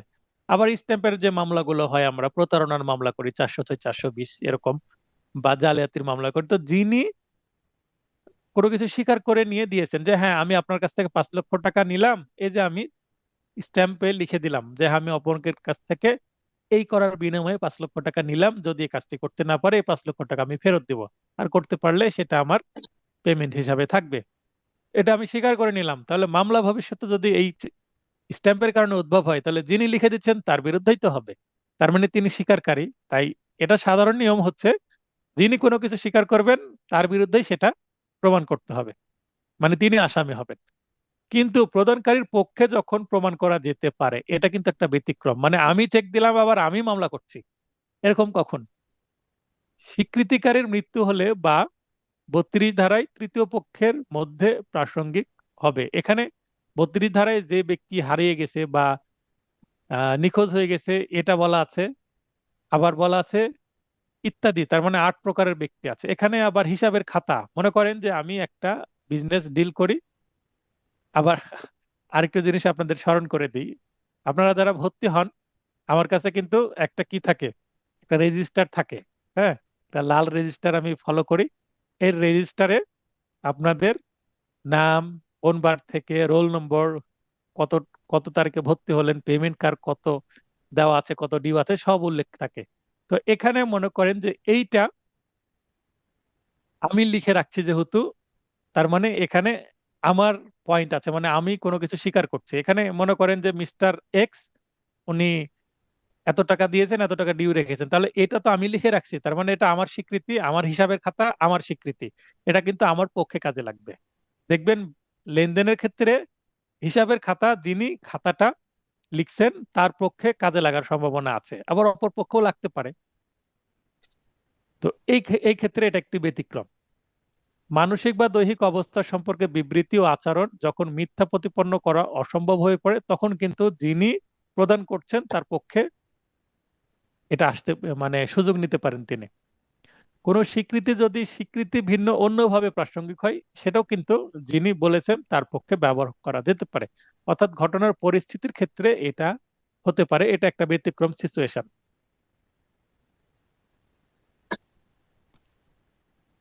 তারপরে 22-23 বলছে দলিলের অন্তর্ভুক্ত বিষয় সম্পর্কে মৌখিক বিবৃতি যখন প্রাসঙ্গিক, তার মানে দলিলে কি আছে সেটা কিন্তু দলিল দিয়ে প্রমাণ করতে হয়। এখন আমার একটা চেকে আছে 5 লাখ টাকা লিখা, এখন আমি আদালতে উঠে বলছি ইওর অনার 10 লাখ টাকা দিয়েছিল চেক, তখন আদালত বলবে 10 লাখ টাকা যে দিয়েছিল এটা চেকে দেখান। মুখের কথাই তো বললে হবে না, কারণ আপনার চেকে 5 লক্ষ টাকা আছে, আপনি 10 লক্ষ টাকা অন্য একটা ভিন্ন অ্যামাউন্ট বলবেন, সেটা তো কোর্ট মেনে নিবে না। তার মানে ডকুমেন্টারি এভিডেন্স, ডকুমেন্টে যা আছে, দলিলে যা আছে, চেক একটা দলিল, দলিলে যা আছে সেটা আপনাকে দলিল দিয়ে প্রমাণ করতে হবে। When oral admissions as to contents of documents are relevant, কিন্তু কিছু কিছু ক্ষেত্রে চেকে কত অ্যামাউন্ট লেখা আছে সেটা মুখে বললেও হবে। সাধারণভাবে দলিলের বিষয় বা বিবরণ মৌখিক স্বীকৃতির দ্বারা প্রমাণ করা যায় না, তবে দলিলের বিবরণ দলিলটি পেশ করেই প্রমাণ করতে হবে, অর্থাৎ চেকটা দিয়েই প্রমাণ করতে হবে যে এটাতে 5 লক্ষ টাকা লেখা আছে। তবে দলিলের প্রকৃতি মানে দলিলটা জাল না খাঁটি সম্পর্কে মৌখিক বিবৃতি প্রাসঙ্গিক হবে। অর্থাৎ একটা দলিল বা একটা চেক সেটা কি জাল জিনিস না অরিজিনাল, সেটা মৌখিক সাক্ষ্য দিয়ে প্রমাণ করা যেতে পারে এই ক্ষেত্রে শুধুমাত্র। 23 অ্যাডমিশনের সর্বশেষ ধারা, দেওয়ানি মোকদ্দমায় স্বীকৃতি যখন প্রাসঙ্গিক। Admission in civil cases when relevant, সুস্পষ্ট শর্তাধীনে করা হলে, কি করা হলে, স্বীকৃতি প্রদান করা হলে তার সম্পর্কে সাক্ষ্যদান করা যাবে না। এটিকে একটি চুক্তি বলে আদালত অনুমান করলে তা অপ্রাসঙ্গিক হবে না। আচ্ছা, এখানে দেখবেন যে তার সম্পর্কে সাক্ষ্যদান করা হবে না, সুস্পষ্ট শর্তাধীনে যদি করা হয়। তা সুস্পষ্ট শর্তাধীনে যদি কোনো স্বীকৃতি করা হয়, ওই যে শর্তটার কথা বলা হচ্ছে ওই শর্ত যদি পূরণ না হয়, তাহলে এটা কিন্তু চুক্তি আইনে চলে যাবে, কারণ চুক্তিতে কিন্তু একটা কনসিডারেশন থাকে, মানে উভয় পক্ষের একটা কি থাকে, ডিল থাকে, কনসিডারেশন থাকে। এক পক্ষ প্রস্তাব দেয়, অপর পক্ষ প্রস্তাব মেনে নেয়, তার মানে কনসিডারেশন হলো। একজন বললো আমার একটা বাড়ি আছে, আমি এটা 1 কোটি টাকায় বিক্রয় করব, অপর পক্ষ সেটা নিতে রাজি হলো, তাহলে একজন বাড়ি দিবে আরেকজন টাকা দিবে। এখন একজন যদি বাড়ি না দেয় অপর পক্ষ তো টাকা দিবে না, আবার একজন যদি অপর পক্ষ টাকা না দেয় ইনি বাড়ি দিবে না, তার মানে নিজ নিজ যে পার্ট, নিজ নিজ শর্ত সেটা পূরণ করতে হবে। তো এই কারণেই যদি চুক্তির বিষয় হয় তখন আবার সেটা আহ, অপ্রাসঙ্গিক হয়ে যেতে পারে। 126 ধারা মতে উকিল সাক্ষ্য দিতে বাধ্য থাকলে তা এই ধারার আওতায় পড়বে না। 126 ধারা যখন পড়বো, এই 23 ধারাটা আমরা একজন আইনজীবীর অ্যাডমিশন কিভাবে কাজে লাগবে সেটা আমরা দেখব। তাহলে আমরা সিভিল অ্যাডমিশন সম্পর্কে একটু ধারণা নিলাম। এরপরে আমরা 24 থেকে চলে যাব 31 ধারা পর্যন্ত। কনফেশন বা দোষ স্বীকারোক্তি, তো দোষ স্বীকার কখন হয়? শুধুমাত্র ক্রিমিনাল মামলায় হয়, ফৌজদারি মামলায় হয়। কারণ দোষ বলতেই অপরাধ, অফেন্স। তো অফেন্স বা অপরাধ এটা শুধুমাত্র ক্রিমিনাল মামলার ক্ষেত্রে প্রযোজ্য। তার মানে কনফেশন শুধুমাত্র ক্রিমিনাল কেসের ক্ষেত্রে প্রযোজ্য, আর এর একটু আগে যে আমরা অ্যাডমিশন পড়লাম সেটা সিভিল ক্রিমিনাল উভয় মামলার জন্যই প্রযোজ্য। তবে অ্যাডমিশন বেসিক্যালি সিভিল মামলাতে বেশি কাজে লাগে। 24 প্রলোভন, ভীতি প্রদর্শন, প্রতিশ্রুতির দ্বারা আদায়কৃত দোষ স্বীকারোক্তি ফৌজদারি মামলায় যখন অপ্রাসঙ্গিক। কোনো আসামিকে পুলিশ হোক বা কোনো ম্যাজিস্ট্রেট হোক বা কোনো প্রভাবশালী ব্যক্তি হোক, তাকে ভয় দেখালো যে এটা স্বীকার না করলে কি হবে, ও যে পিটাবো মারবো, রিমান্ডে নিয়ে যেটা করা হয়, বা অন্যান্য প্রতিশ্রুতি দিচ্ছে যে হ্যাঁ আপনি এটা স্বীকার করেন আপনার সাজা কম হবে বা আপনাকে ছেড়ে দেওয়া হবে, এভাবে বিভিন্ন প্রতিশ্রুতি বা প্রলোভন দেখাচ্ছে। তাহলে এই ধরনের স্বীকারোক্তি মানে এই কন্ডিশনে কেউ যদি কোনো কিছু স্বীকার করে যে হ্যাঁ আমি এই অপরাধটা করেছি, তাহলে এই স্বীকারোক্তি প্রাসঙ্গিক হবে না। তাহলে কনফেশন ইংরেজিটাও আমাদের মনে রাখতে হবে কি কারণে। এই যে ইংরেজি দিয়ে দিয়েছি দেখবেন, ইংরেজি সেন্টেন্সটা তুলে দিয়ে বলে এটা কত ধারার বিষয়বস্তু, বা এটা প্রাসঙ্গিক কিনা, বা এটা কত ধারায় আছে, বা এই ধারায় কি আছে, নানান ভাবে প্রশ্ন করে। তো আপনার তথ্য যদি ইংরেজি বাংলা উভয় মনে রাখতে পারেন বুঝে বুঝে, আশা করি এই সেকশনগুলো থেকে প্রশ্ন আসলে আপনাকে বিট করতে পারবে না, আপনি বিট করে দিবেন। কনফেশন কজড বাই ইন্ডিউসমেন্ট মানে প্রলোভন, থ্রেট ভীতি প্রদর্শন, or promise when irrelevant in criminal proceeding, এটা irrelevant। তো এখানে দেখেন যে কাউকে, এখানে ক্রিমিনাল প্রসিডিং বলতে এখানে ফৌজদারি মামলার কথাই বলা হচ্ছে ডিরেক্ট। প্রভাবশালী ব্যক্তির দ্বারা আদালতের নিকট এমন প্রতীয়মান হলে এবং এভাবে দোষ স্বীকারোক্তির ফলে আসামি পার্থিব সুবিধা পাবে বা অসুবিধা এড়াতে পারবে, ওই যে সাজা হবে না, খালাস দিবে এরকম, বা অল্প সাজা হবে বলে যথেষ্ট কারণ ঘটে, তবে তা অপ্রাসঙ্গিক। অর্থাৎ এরকম আসামির মনে যদি প্রভাব সৃষ্টি করা হয়, তাহলে এই আপনাদের নোটে আপনারা 24 ধারার বাম পাশে একটা ক্রস চিহ্ন দিয়ে দেন, মানে যেটা অপ্রাসঙ্গিক সেটা ক্রস, যেটা প্রাসঙ্গিক সেটা টিক চিহ্ন, এরকম দিতে পারেন। 25, পুলিশ অফিসারের নিকট প্রদত্ত স্বীকারোক্তি প্রমাণ করা যাবে না। সিআরপিসি 161 ধারায় তদন্ত করতে যায় তদন্তকারী কর্মকর্তা ওসির মাধ্যমে, যিনি এসআই তদন্ত করেন বা পিবিআই তদন্ত করেন বা সিআইডি তদন্ত করেন, তখন 161 ধারায় জবানবন্দি নেয় আসামিদের। ওই আসামিদের 161 ধারা জবানবন্দিতে আসামিদের স্বাক্ষরও থাকে না কিন্তু। Confession to police officer not to be proof, এটা প্রমাণ করার সুযোগ নাই। এমন বিবৃতি দ্বারা এজাহারকারী আসামিকে শনাক্ত করতে পারবেন, ম্যাজিস্ট্রেটের উপস্থিতিতেও পুলিশ অফিসারের নিকট প্রদত্ত স্বীকারোক্তি গ্রহণ হয়। অর্থাৎ পুলিশ অফিসার সেটা লিপিবদ্ধ করছে, ম্যাজিস্ট্রেট উপস্থিত আছে, তাহলেও কিন্তু এটা প্রাসঙ্গিক না, মানে পুলিশের কাছে জবানবন্দি যেটা দেওয়া হয়। এই ধারা মতে পুলিশ অফিসার বলতে কনস্টেবল বা গ্রাম্য চৌকিদারকেও কিন্তু পুলিশ বোঝাবে। তাহলে 25 ধারাও অপ্রাসঙ্গিক, 25 ধারার আশেপাশে একটা ক্রস চিহ্ন দিয়ে দেন ছোট করে। 26, আসামি পুলিশ হেফাজতে থাকাকালে প্রদত্ত দোষ স্বীকারোক্তি তার বিরুদ্ধে প্রমাণ করা যাবে না। তার মানে রিমান্ডে, পুলিশ হেফাজত মানে রিমান্ড, 26 ধারার নিচে লিখে রাখেন রিমান্ড।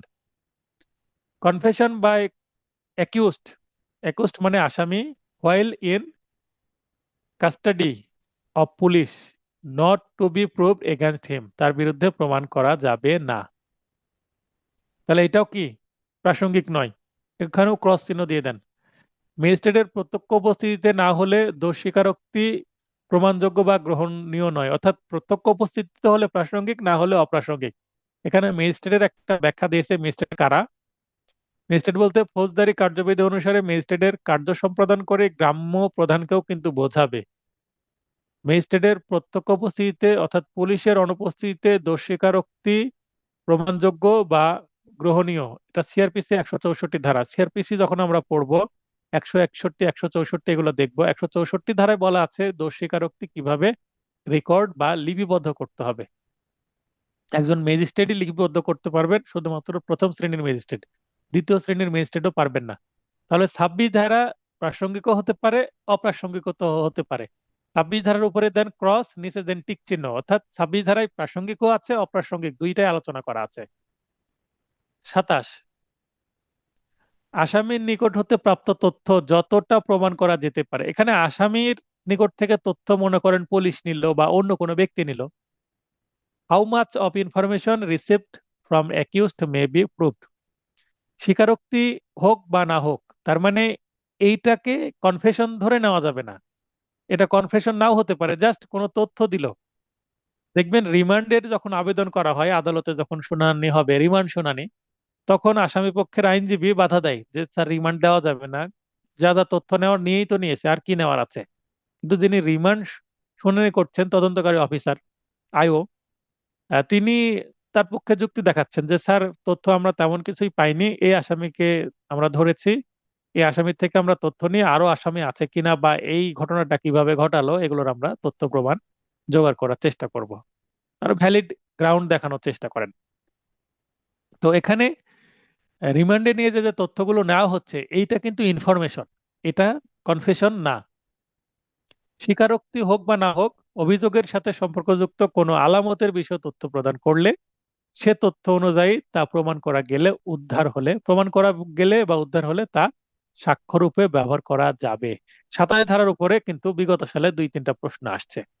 যেমন একজন ব্যক্তি পুলিশ অফিসারের কাছে স্বীকার করলো যে হ্যাঁ, সে যে অস্ত্র দিয়ে খুন করেছে সেই অস্ত্রটা অমুক স্থানে আছে, বা সে গরু চুরি করেছে, গরুটা অমুক জায়গায় ওনার বাড়িতে আছে। তার মানে ঘটনার সাথে সম্পর্কিত কোনো তথ্য প্রমাণ, বা আমরা যেটা সাধারণ আদালতের প্র্যাকটিক্যাল ল্যাঙ্গুয়েজে বলি আলামত, তো এই আলামত আছে কোথায়, এটা যদি আসামি স্বীকার করে এবং সেখানে গিয়ে যদি আলামত তার কথা মতো পাওয়া যায়, তাহলে সে কি করে জানলো? তার মানে এই ঘটনার সাথে তার কানেকশন আছে, এতটুকুই কিন্তু প্রমাণ করা যাবে। কিন্তু এটা ধরে নেওয়া যাবে না যে এটা একটা কনফেশন বা দোষ স্বীকার। তাহলে 27-এ আপনার টিক চিহ্ন দিয়ে দেন, তার মানে 27-এর বিষয়বস্তু প্রাসঙ্গিক। 28, প্রলোভন, ভীতি প্রদর্শন, প্রতিশ্রুতির ধারণা অপসারণের পর প্রদত্ত দোষ স্বীকারোক্তি প্রাসঙ্গিক হবে। এটা কিন্তু 24 ধারা ব্যতিক্রম। 24 ধারায় বললো এটা প্রাসঙ্গিক না, এবং 28 ধারায় বলছে 24 ধারায় যেটা বললো সেখানে প্রলোভন, ভীতি প্রদর্শন, প্রতিশ্রুতির ধারণা, যদিও আপাত দৃষ্টিতে মনে হচ্ছে যে প্রলোভন দেখিয়ে বা প্রতারণার মাধ্যমে বা চালাকি করে দোষ স্বীকার করে নেওয়া হয়েছে, কিন্তু তারপরেও এইটা প্রাসঙ্গিক হতে পারে, কারণ কিছু কিছু আসামি আছে যাদেরকে চালাকি না করলে হয় না, খুবই দুর্ধর্ষ আসামি। অনেক সময় নার্কো টেস্ট আবার কি, আসামিদেরকে আহ স্বল্প মাত্রায় অনুমোদিত কি দেওয়া হয়, মাদক দ্রব্য দেওয়া হয় বা ড্রাগ দেওয়া হয়, শরীরে ইনজেক্ট করা হয়, ইনজেক্ট করার পর তাকে হিপনোটাইজের মতো করা হয়, অবচেতন মনে কিন্তু সে অনেক কিছু স্বীকার করে নেয়। যারা মাদক দ্রব্য গ্রহণ করে তাদের কিন্তু হিতাহিত জ্ঞান কমে যায়, কখন কি কোথায় বলতে হবে তারা কিন্তু আবোল তাবোল বলতে থাকে, অর্থাৎ অনেক কিছু বলে ফেলে, এবং এইটা স্বীকার করে নিলে যে আমি ফেঁসে যাব ওই জ্ঞানটা তাদের মধ্যে থাকে না। তো 28 ধারায় কিন্তু এই যে নার্কো টেস্টের পারমিশনটা দেয়। Confession made after removal of impression caused by inducement, threat or promise, এটা রিলিভেন্ট হয়ে যাবে। এই লাইনটা মনে রাখবেন। প্রলোভন, ভীতি প্রদর্শন, প্রতিশ্রুতি দেওয়া হয়নি বিষয়গুলো প্রমাণের দায়িত্ব ফরিয়াদি বা অভিযোগকারীর পক্ষে। অভিযোগকারী পক্ষ বা প্রসিকিউশন পক্ষ দাবি করছে প্রলোভন দেওয়া হয়নি, যদিও আসামি পক্ষ দাবি করছে প্রলোভন দিয়েছে। তাহলে এখানে 28 ধারাটা টিক চিহ্ন দিয়ে দেন, এটা প্রাসঙ্গিক, এবং 24 ধারার বিপরীত, 24 ধারা অপ্রাসঙ্গিক, 28 প্রাসঙ্গিক। 28 প্রাসঙ্গিক বলতে 28 ধারায় যেটা বলা হচ্ছে সেই বিষয়বস্তুটা প্রাসঙ্গিক। 29, দোষ স্বীকারোক্তি অন্যভাবে প্রাসঙ্গিক হলে কেবল গোপনীয়তার প্রতিশ্রুতি প্রভৃতির জন্য অপ্রাসঙ্গিক হবে না। তার মানে এটা 24 ধারারই একটা কিন্তু এক্সটেনশন। এখানেও নার্কো টেস্টের কথা উল্লেখ করেছি আমি, মাদকদ্রব্য দিয়ে। তার মানে 24 ধারায় বলছে যে কোনো কিছু প্রতিশ্রুতি করলো যে হ্যাঁ আপনি যেটা বলছেন এটা গোপন রাখা হবে, বলেন আমাকে, ম্যাজিস্ট্রেট তাকে কি ফুসলাচ্ছে বা প্রলুব্ধ করছে, এটাকে এক ধরনের স্লাইড ইনডিউসমেন্ট বলা যায়, মানে প্রভাব সৃষ্টি করছে। এটা কিছু কিছু ক্ষেত্রে প্রয়োজন হতে পারে। আবার নার্কো টেস্ট বা তাকে মাতাল অবস্থায় কোনো কিছু গ্রহণ করা হচ্ছে, এগুলো।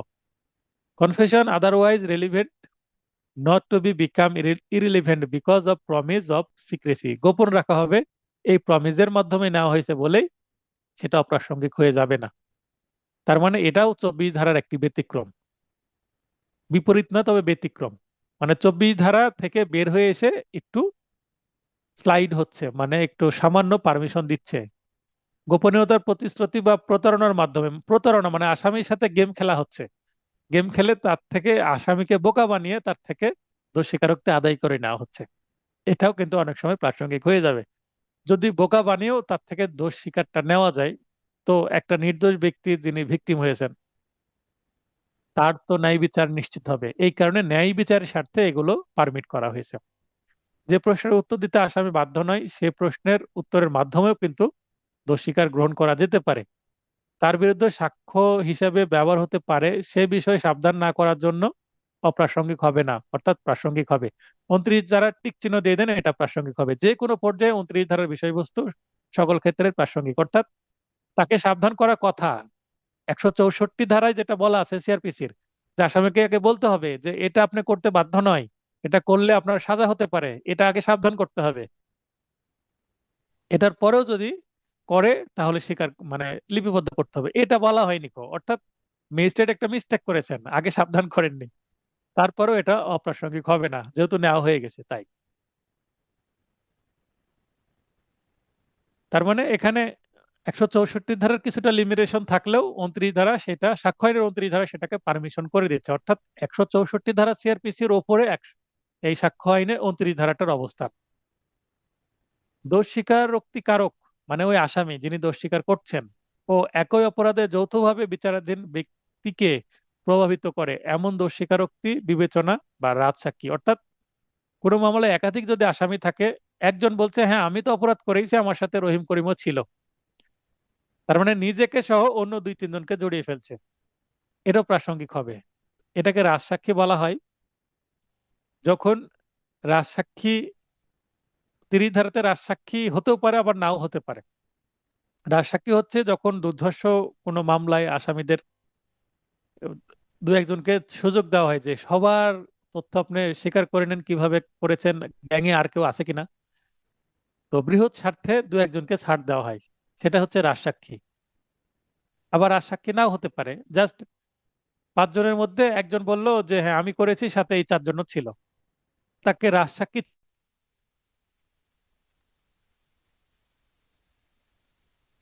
হ্যাঁ, তো যেটা আলোচনা করছিলাম আমরা ধারা 30-এ ছিলাম।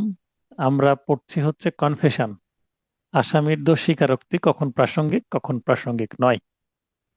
যদি প্রাসঙ্গিক হয় তাহলে সেটার সাক্ষ্যগত মূল্য আছে, এবং যেটা প্রাসঙ্গিক নয় সেটার সাক্ষ্যগত মূল্য নাই, জিরো। মানে যেটা সাক্ষ্যগত মূল্য আছে সেটা আদালত বিবেচনায় নেবেন যে সেটা গ্রহণ করবে কিনা মামলায়। অর্থাৎ যখন সাক্ষ্য গ্রহণ করা হয় আদালত কিন্তু লিখে নেন, যেটাকে ডিপোজিশন বলে, জবানবন্দি জেরা এগুলো লিপিবদ্ধ করেন। তো প্রাসঙ্গিক বিষয়ে যখন জেরা বা জবানবন্দি হবে তখন লিপিবদ্ধ করবেন, যেটা লিপিবদ্ধ করবেন সেটা কিন্তু আদালত গ্রহণ করে নিলেন। তো প্রাসঙ্গিক বিষয় কিন্তু গ্রহণ করবেন, অপ্রাসঙ্গিক বিষয় অবশ্যই গ্রহণ করবেন না। 30 ধারা পড়ছিলাম দোষ স্বীকারোক্তি কারক, অর্থাৎ যিনি আসামি তার সাথে যদি আরো কেউ থাকে, রহিমের সাথে করিম, কামাল এরাও যদি থাকে, তো রহিম বলছে যে আমিও তো ছিলাম, ওরাও 2জনও ছিল আমার সাথে, তারা এই কাজটি করেছে, তাহলে এটা প্রাসঙ্গিক হবে। মানে এই দোষ স্বীকারোক্তি নিজেকে জড়িয়ে এবং অন্যদেরকে জড়িয়েও যদি করা হয়। Consideration of proved confession affecting person making it and others jointly under trial for same offense। একই অপরাধের জন্য যদি একাধিক আসামি একটা মামলায় বিচার করা হচ্ছে, এরকম পরিস্থিতিতে একটা আসামি অন্য আসামিদেরকে জড়িয়ে যদি নিজের দোষটা স্বীকার করে তাহলে নিজেরটাকেও স্বীকার করতে হবে এবং অন্যরাও তখন ফেঁসে যাবে। আদালত বিবেচনা করবেন বা প্রমাণের সুযোগ দিবেন। 30 ধারা নিয়ে প্রশ্ন করব, তার আগে 31 পড়ে নি। 31, স্বীকৃতি চূড়ান্ত প্রমাণ নয়, তবে প্রমাণে বাধা সৃষ্টি করতে পারে, যেটা প্রতিবন্ধক বা এস্টপেল হিসেবে বিবেচিত হতে পারে। এই লাইনটা admission not conclusive proof but may be stop, এটা 23 সালে প্রশ্ন আসছিল যে স্বীকৃতি চূড়ান্ত প্রমাণ নয়। এই স্বীকৃতিটা, এটা যে আমরা 17 থেকে 23 ধারা পর্যন্ত অ্যাডমিশন পড়লাম, সেই অ্যাডমিশন এখানে রিপিট হয়েছে। তাহলে এই যে 31 ধারাটা কিন্তু অ্যাডমিশন এবং কনফেশন দুইটার সাথেই কানেক্টেড হয়ে আছে। তার মানে 31 ধারায় অ্যাডমিশন কনফেশন দুইটা একসাথে আছে। স্বীকৃতি চূড়ান্ত প্রমাণ নয়, তবে প্রমাণে বাধা সৃষ্টি করতে পারে, এটা দ্বারা বোঝাচ্ছে 164 ধারায় কেউ যদি দোষ স্বীকার করে নাই, কনফেশন দেয়, তাহলে সেটার উপর ভিত্তি করেই আসামিকে কিন্তু কি দেওয়া যাবে না, সাজা দেওয়া যাবে না। কারণ কোনো মামলায় যদি 164 ধারায় আসামি স্বীকার করে নাই যে আমি রেপ করেছি, আমি মার্ডার করেছি, এটসেট্রা এটসেট্রা, যে দোষটা স্বীকার করে নিবে সেটার উপর ভিত্তি করে কিন্তু সাজা দেওয়া যাবে না। সেটাকে তবুও আসামিকে সাজা দেওয়ার জন্য বাদী পক্ষকে প্রমাণ করতে হবে যে হ্যাঁ সে রেপ করেছে বা সে মার্ডার করেছে। তার মানে এটা কনক্লুসিভ প্রুফ না। এটা হ্যাঁ একটা স্ট্রং এভিডেন্স 164 ধারায় দোষ স্বীকারোক্তি, কিন্তু সেইটাও প্রমাণ করতে হবে। কনক্লুসিভ প্রুফ হচ্ছে প্রমাণ করার দরকার নাই, এইটা প্রমাণিত। আর 31 ধারায় এসে বলছে যে অ্যাডমিশন, এখানে অ্যাডমিশনের সাথে মানে কনফেশনটা যুক্ত হবে, যদিও এখানে উল্লেখ করেনি, ধরে নিতে হবে। তার মানে এটা হচ্ছে সাইলেন্ট আছে বা অন্তর্নিহিত একটা মিনিং আছে যে অ্যাডমিশনের সাথে কনফেশনটা থাকবে। তো এইটা কোনো মামলায়, যেমন চেকের মামলা, একজন চেক দিয়েছে, তার মানে ধরে নিতে হবে সে এটা স্বীকার করে নিল যে হ্যাঁ সে, তার কাছ থেকে লেনদেন আছে। তো চেক দিয়েছে, চেকটাই কনক্লুসিভ প্রুফ না, এটাকেও কিন্তু প্রমাণ করতে হবে। আবার স্ট্যাম্পে আছে, সই করে দিয়েছে স্ট্যাম্পে যে হ্যাঁ আমি অপর পক্ষ থেকে 5 লক্ষ টাকা নিয়েছি বিদেশ পাঠাবো বলে, যদি না পাঠাতে পারি 5 লক্ষ টাকা ফেরত দেব। এখন মামলা হয়েছে, ওই স্ট্যাম্প দেখালেই কিন্তু কি হবে না, প্রমাণ হয়ে যাবে না, মামলা চালিয়ে প্রমাণ করতে হবে যে এই স্ট্যাম্পটা তাই দিয়েছে এভাবে। তার মানে এটা কনক্লুসিভ প্রুফ না, সেটা অ্যাডমিশনই হোক বা দোষ স্বীকারোক্তি হোক। লিখিতভাবে বা কোনোভাবে কেউ যদি স্বীকার করে নেয়, মনে করেন মোবাইল ফোনে একজন আরেকজনকে বলল যে আমি তো একটা ভুল করে ফেলেছি দোস্ত, আমি তো অমুককে মার্ডার করে ফেলছি। তাহলে মোবাইল ফোনে একটা রেকর্ডিং থাকলো, কি স্বীকার করছে, সে যে মার্ডার করেছে তার দোষটা স্বীকার করে নিচ্ছে। তো এই রেকর্ডিংটা আদালতে দিয়ে দিলে কি হয়ে যাবে, প্রমাণ হয়ে যাবে। হ্যাঁ এটা একটা প্রমাণ, কিন্তু এটাই একমাত্র প্রমাণ না, বা এটা দিয়েই তাকে আসামি করে, এটা দিয়ে তাকে সাজা দেওয়া যাবে না। এটা কনক্লুসিভ প্রুফ না, যদিও এটা একটা স্বীকারোক্তি, ক্রিমিনাল মামলার স্বীকারোক্তি। তো 31 ধারা হচ্ছে এরকম যে ধরে নেওয়া যাবে না, এটাই কনক্লুসিভ প্রুফ, এটা নিয়ে কোনো কথা বলা যাবে না। কারণ কনক্লুসিভ প্রুফ এমন একটা জিনিস যেটা নিয়ে কোনো কথা বলা যায় না, মানে সেটা নিয়ে কোনো জেরাও করা যাবে না, সেটা হচ্ছে কনক্লুসিভ প্রুফ, যেটাকে খণ্ডন করা যাবে না। জেরার কাজ কি, খণ্ডন করা। এক পক্ষ একটা কিছু বলেছে, সেটা নিয়ে খণ্ডন করে সেটাকে ভুল প্রমাণ করে দেওয়া। একজন চেক দিয়েছে, চেকটা আমি দিইনি, চেকটা চুরি করে নিয়ে গেছে, স্ট্যাম্পে সই আমার না, বা আমাকে ফাঁকা স্ট্যাম্পে সই করতে বাধ্য করেছে, পরিস্থিতিটা অন্যরকম করে ফেলা। বা মোবাইল ফোনে যে একজন স্বীকার করে নিল আমি খুন করেছি, সেটা আমার ভয়েস না, সেটা এআই দিয়ে ভয়েসটা তৈরি করা।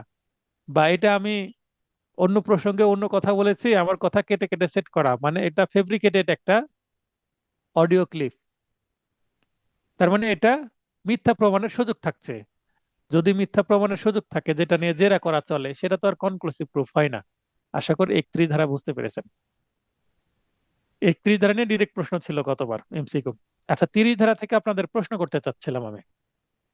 প্রশ্নটা হচ্ছে, মনে করেন একটা মামলায় 5-7 জন আসামি আছে, একজন ধরা পড়েছে, তাকে রিমান্ডে নিয়েছে, রিমান্ডে নিয়ে তাকে সাইজ টাইজ করে তাকে পাঠিয়ে দিয়েছে। এখন সে রিমান্ডের অত্যাচারে হোক আর যাই হোক, সে স্বীকার করতে চেয়েছে যে সে দোষ করেছে।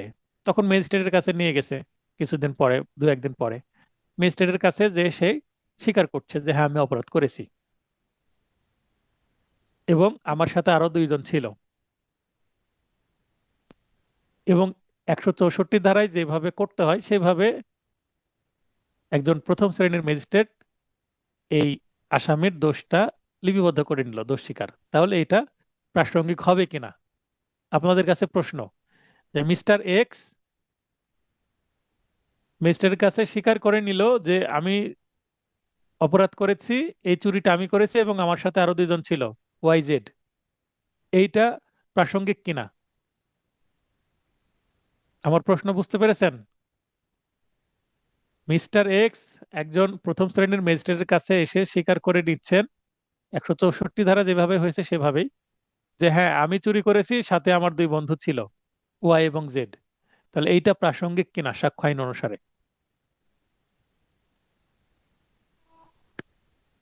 হ্যাঁ, শিবলু ভাই বলেন।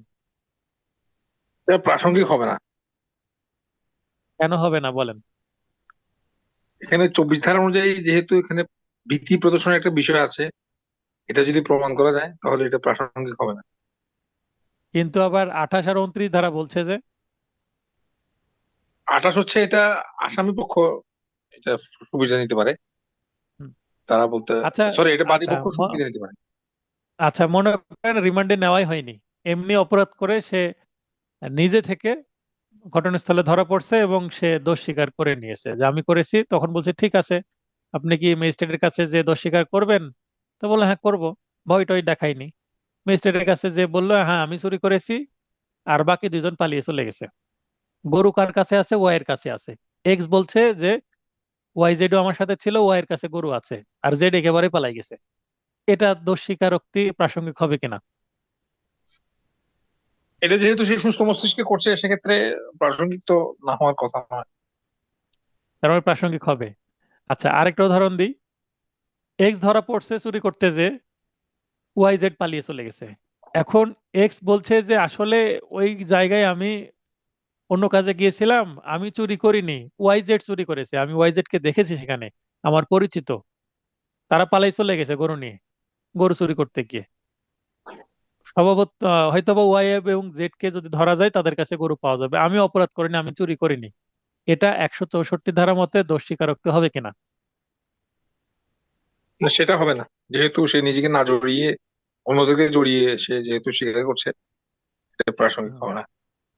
তাহলে এইটা কিন্তু পয়েন্ট 30 ধারা অনুসারে। তাহলে 30 ধারা অনুসারে মানে যৌথভাবে যখন বিচারাধীন কোনো ব্যক্তি থাকবে, একাধিক আসামি থাকবে এক মামলায়, একই অপরাধের জন্য তাদের বিচার হচ্ছে, ট্রায়াল হচ্ছে, সেক্ষেত্রে একজন যখন দোষ স্বীকার করবে, তাহলে নিজেকে আগে দোষী প্রমাণ করতে হবে। আমি দোষী না, অপর দুইজন দোষী, অপর পাঁচজন দোষী, এটা করলে হবে না। মানে নিজের পিঠ বাঁচানো যাবে না, যে আমার দায়টা আমি অন্যর ঘাড়ে চাপিয়ে দিয়ে নিজের পিঠ বাঁচিয়ে নিচ্ছি, এটা দোষ স্বীকারোক্তি না। দোষ স্বীকারোক্তি বলতে আগে নিজেকে জড়াতে হবে, তাহলে সেটা দোষ স্বীকারোক্তি হবে। না হলে যে কেউ তো নিজেকে না জড়িয়ে অন্যের নাম বলে বের হয়ে আসতে চাইবে। এটা 164 ধারায় প্রাসঙ্গিকই হবে না। এই জায়গাটা কিন্তু ক্লিয়ার হবে। 30 ধারা এখানে আমি কিন্তু উল্লেখ করেছি। হ্যাঁ, তো জি। এই ছিল আজকের আলোচনা। আজকের আলোচনা থেকে যদি কারো প্রশ্ন থাকে প্রশ্ন করেন, প্রশ্ন না করলে ক্লাস শেষ করে দিব। জি, আমার একটা প্রশ্ন আছে। অবশ্যই বলেন। এখানে 29 ধারায় যে বলা হয়েছে যে এখানে তিনটা হ্যাশ আছে, হ্যাঁ। দ্বিতীয় হ্যাশের যে উদাহরণ, সেখানে বলা হচ্ছে যে যে প্রশ্নের উত্তর দিতে আসামি বাধ্য নয় সে প্রশ্নের মাধ্যমে গৃহীত উত্তর। এখানে হুম। এই প্রশ্নের উত্তর দিতে আসামি বাধ্য নয় জিনিসটা যদি একটু বুঝিয়ে বলতেন, কোন ধরনের আচ্ছা, প্রশ্নের উত্তর এই দিতে তিনি বাধ্য নন? আচ্ছা, এই সেকশন গুলো আছে 100-র উপরে। হ্যাঁ, 120-এর উপরে যখন আমরা যাব, কিছু কিছু প্রশ্ন যখন আসামিকে করা হবে, তখন সেই প্রশ্নের উত্তর দিতে আসামি বাধ্য নয়। হ্যাঁ, তো কি ধরনের, যদি উদাহরণস্বরূপ আমি বলি, মনে করেন যে দোষ স্বীকারোক্তি করতে গেছে সে, হয়তো বা মনে করেন যে সে দুইটা মার্ডার করেছে, 1 বছর আগে একটা করেছে, এখন একটা করেছে, এখনকারটা স্বীকার করছে, আগেটা স্বীকার করছে না। কিন্তু মার্ডারের প্যাটার্ন সবকিছু দেখে ধরে নেওয়া হচ্ছে এই লোকটা সিরিয়াল কিলার, সে আগেও 2-4টা খুন করেছে, এবং এটাও আগের 2-4টা যেটা আনসলভ কেস, ব্ল্যাঙ্ক কেস, সেটার সাথে ম্যাচ করে। তখন তাকে জিজ্ঞাসা করছে আগের 2টা ঘটনা ঘটেছিল এরকম, একইভাবে মার্ডার হয়েছে, ওই 2টা আপনি করেছিলেন তাই না? তাকে প্রেশারাইজ করা হচ্ছে বা তাকে ভালোভাবে জিজ্ঞাসা করা হচ্ছে। তো এই প্রশ্নের উত্তর দিতে সে বাধ্য না। সে একটা মামলার, মানে যেটা কারেন্ট কেস, নতুন মামলা, সেটার সে যে মামলায় সে বিচারাধীন, এবং আগে 2টা মামলায় একে ধরতে পারেনি, ব্ল্যাঙ্ক কেস, কোনো ক্লু পাওয়া যায়নি। তো এই মামলা থেকে আগের 2টা মামলা ওপেন হয়ে গেছে, এবং আগের 2টা মামলাতে আগের 2টা ভিকটিমকেও সে মার্ডার করেছে। এই ধরনের তাকে প্রশ্ন করছে যে ওই 2টা মামলাও যে আসামি ছিল, আহ, মানে আসামিদের তো পাওয়া যায়নি, তো সেই 2টা ভিকটিমকে আপনি মার্ডার করেছিলেন তাই না? এই প্রশ্ন করলে আসামি মুখ বন্ধ করে থাকবে। তো এখানে যদি তাকে বাধ্য করা হয়, বা এটার উত্তর দিতে সে বাধ্য নয় কোনোভাবে, এটাও যদি নিয়ে না হয়, তাহলে 3টা মার্ডারের দায় তার ঘাড়ে চলে আসবে 164 ধারা অনুসারে। বুঝতে পারলেন বিষয়টা? জি, ধন্যবাদ। যেহেতু স্বেচ্ছায় দোষ স্বীকার করা হচ্ছে, সে যতটুকু ইচ্ছা ততটুকু স্বীকার করবে, বাকিটুকু করবে না। এখন মনে করেন যে রেপ অ্যান্ড মার্ডার এরকম কেস থাকে, যে একজন রেপ করে রেখে চলে গেছে, আরেকজন মার্ডার করেছে। আবার রেপ আফটার ডেথ, ডেড বডির সাথে মার্ডার, মানে রেপ হতে পারে।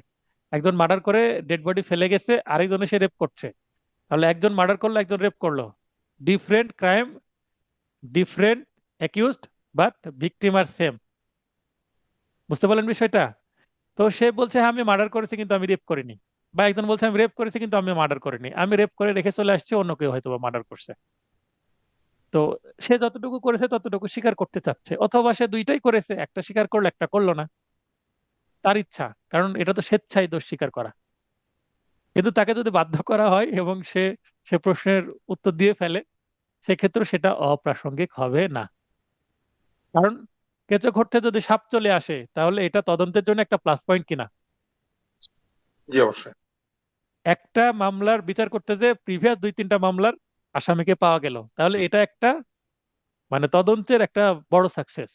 তাই 29 ধারায় এখানে ছাড় দেওয়া হয়েছে, যে তাকে নার্কো টেস্ট করিয়ে সে মাতাল অবস্থায় আরো, আমি এরকম তো আরো 5-7টা খুন করেছি, তখন তো আমার কিছু হয়নি, এটা তো আপনারা কিছু করতে পারবেন না, এরকম সে একটা আহ গর্ববোধ করে এই ধরনের কথাবার্তা বলে ফেলতে পারে। তখন তার থেকে কিছু তথ্য নিয়ে, তথ্য যদি মিলিয়ে ফেলে, ভিকটিম কোথায় কি করেছে, উইপেন গুলো কোথায় রেখেছে, কি কি দিয়ে মেরেছে, কিভাবে মেরেছে, সেগুলো যদি বর্ণনা মিলে যায়, সেগুলো যদি লাইভ রেকর্ড হয়, সেগুলো একটা ভালো এভিডেন্স। তো এটাই 29 ধারে বলা হচ্ছে। 29 ধারা কিন্তু ব্যবহার ব্যাপক এবং খুব ক্রিটিক্যাল। তো ঠিক আছে, আজকের আলোচনা এতটুকুই। এমসিকিউ আমরা ডিপে যাব না এই আলোচনায়, আমরা রিটেনে যে আরো কিছু ডিপে যাব, কিছু ডিপে প্রশ্ন থাকবে। তবে হ্যাঁ, আমার গত যে পেনাল কোডের প্রশ্নটা দেখেছেন, সেখানে অনেক ডিপে প্রশ্ন করা হয়েছে। কনসেপ্ট না বুঝলে ক্লাস টেস্টের উত্তর করা টাফ, এটা তো বুঝতে পেরেছেন। এখনকার প্রশ্নগুলো একটু টাফ করব, কনসেপ্ট আপনাকে ক্লিয়ার হতে হবে। আপনার মনে হবে যে এটা চুরি, না এটা বলপূর্বক আদায়, না এইটা এই আত্মসাৎ, না এটা বিশ্বাসভঙ্গ, আপনি কনফিউশন আপনাকে তৈরি করব আমি। অনেক কষ্ট করে সারাদিন, মানে শুক্রবারে আমার সারাদিন সময় লেগেছে সেই প্রশ্নটা রেডি করতে, অন্য কোনো কাজ করিনি। 7 থেকে 8 ঘন্টা সময় দিয়েছে এই প্রশ্নগুলো রেডি করতে। দেখবেন প্রিভিয়াস প্রশ্ন বা আমার নোটের প্রশ্ন রিপিট খুব কম হয়েছে, 2-1টা ছাড়া। তো আপনাদের এই সাক্ষ্য প্রশ্ন এরকম ক্রিটিক্যাল করা হবে।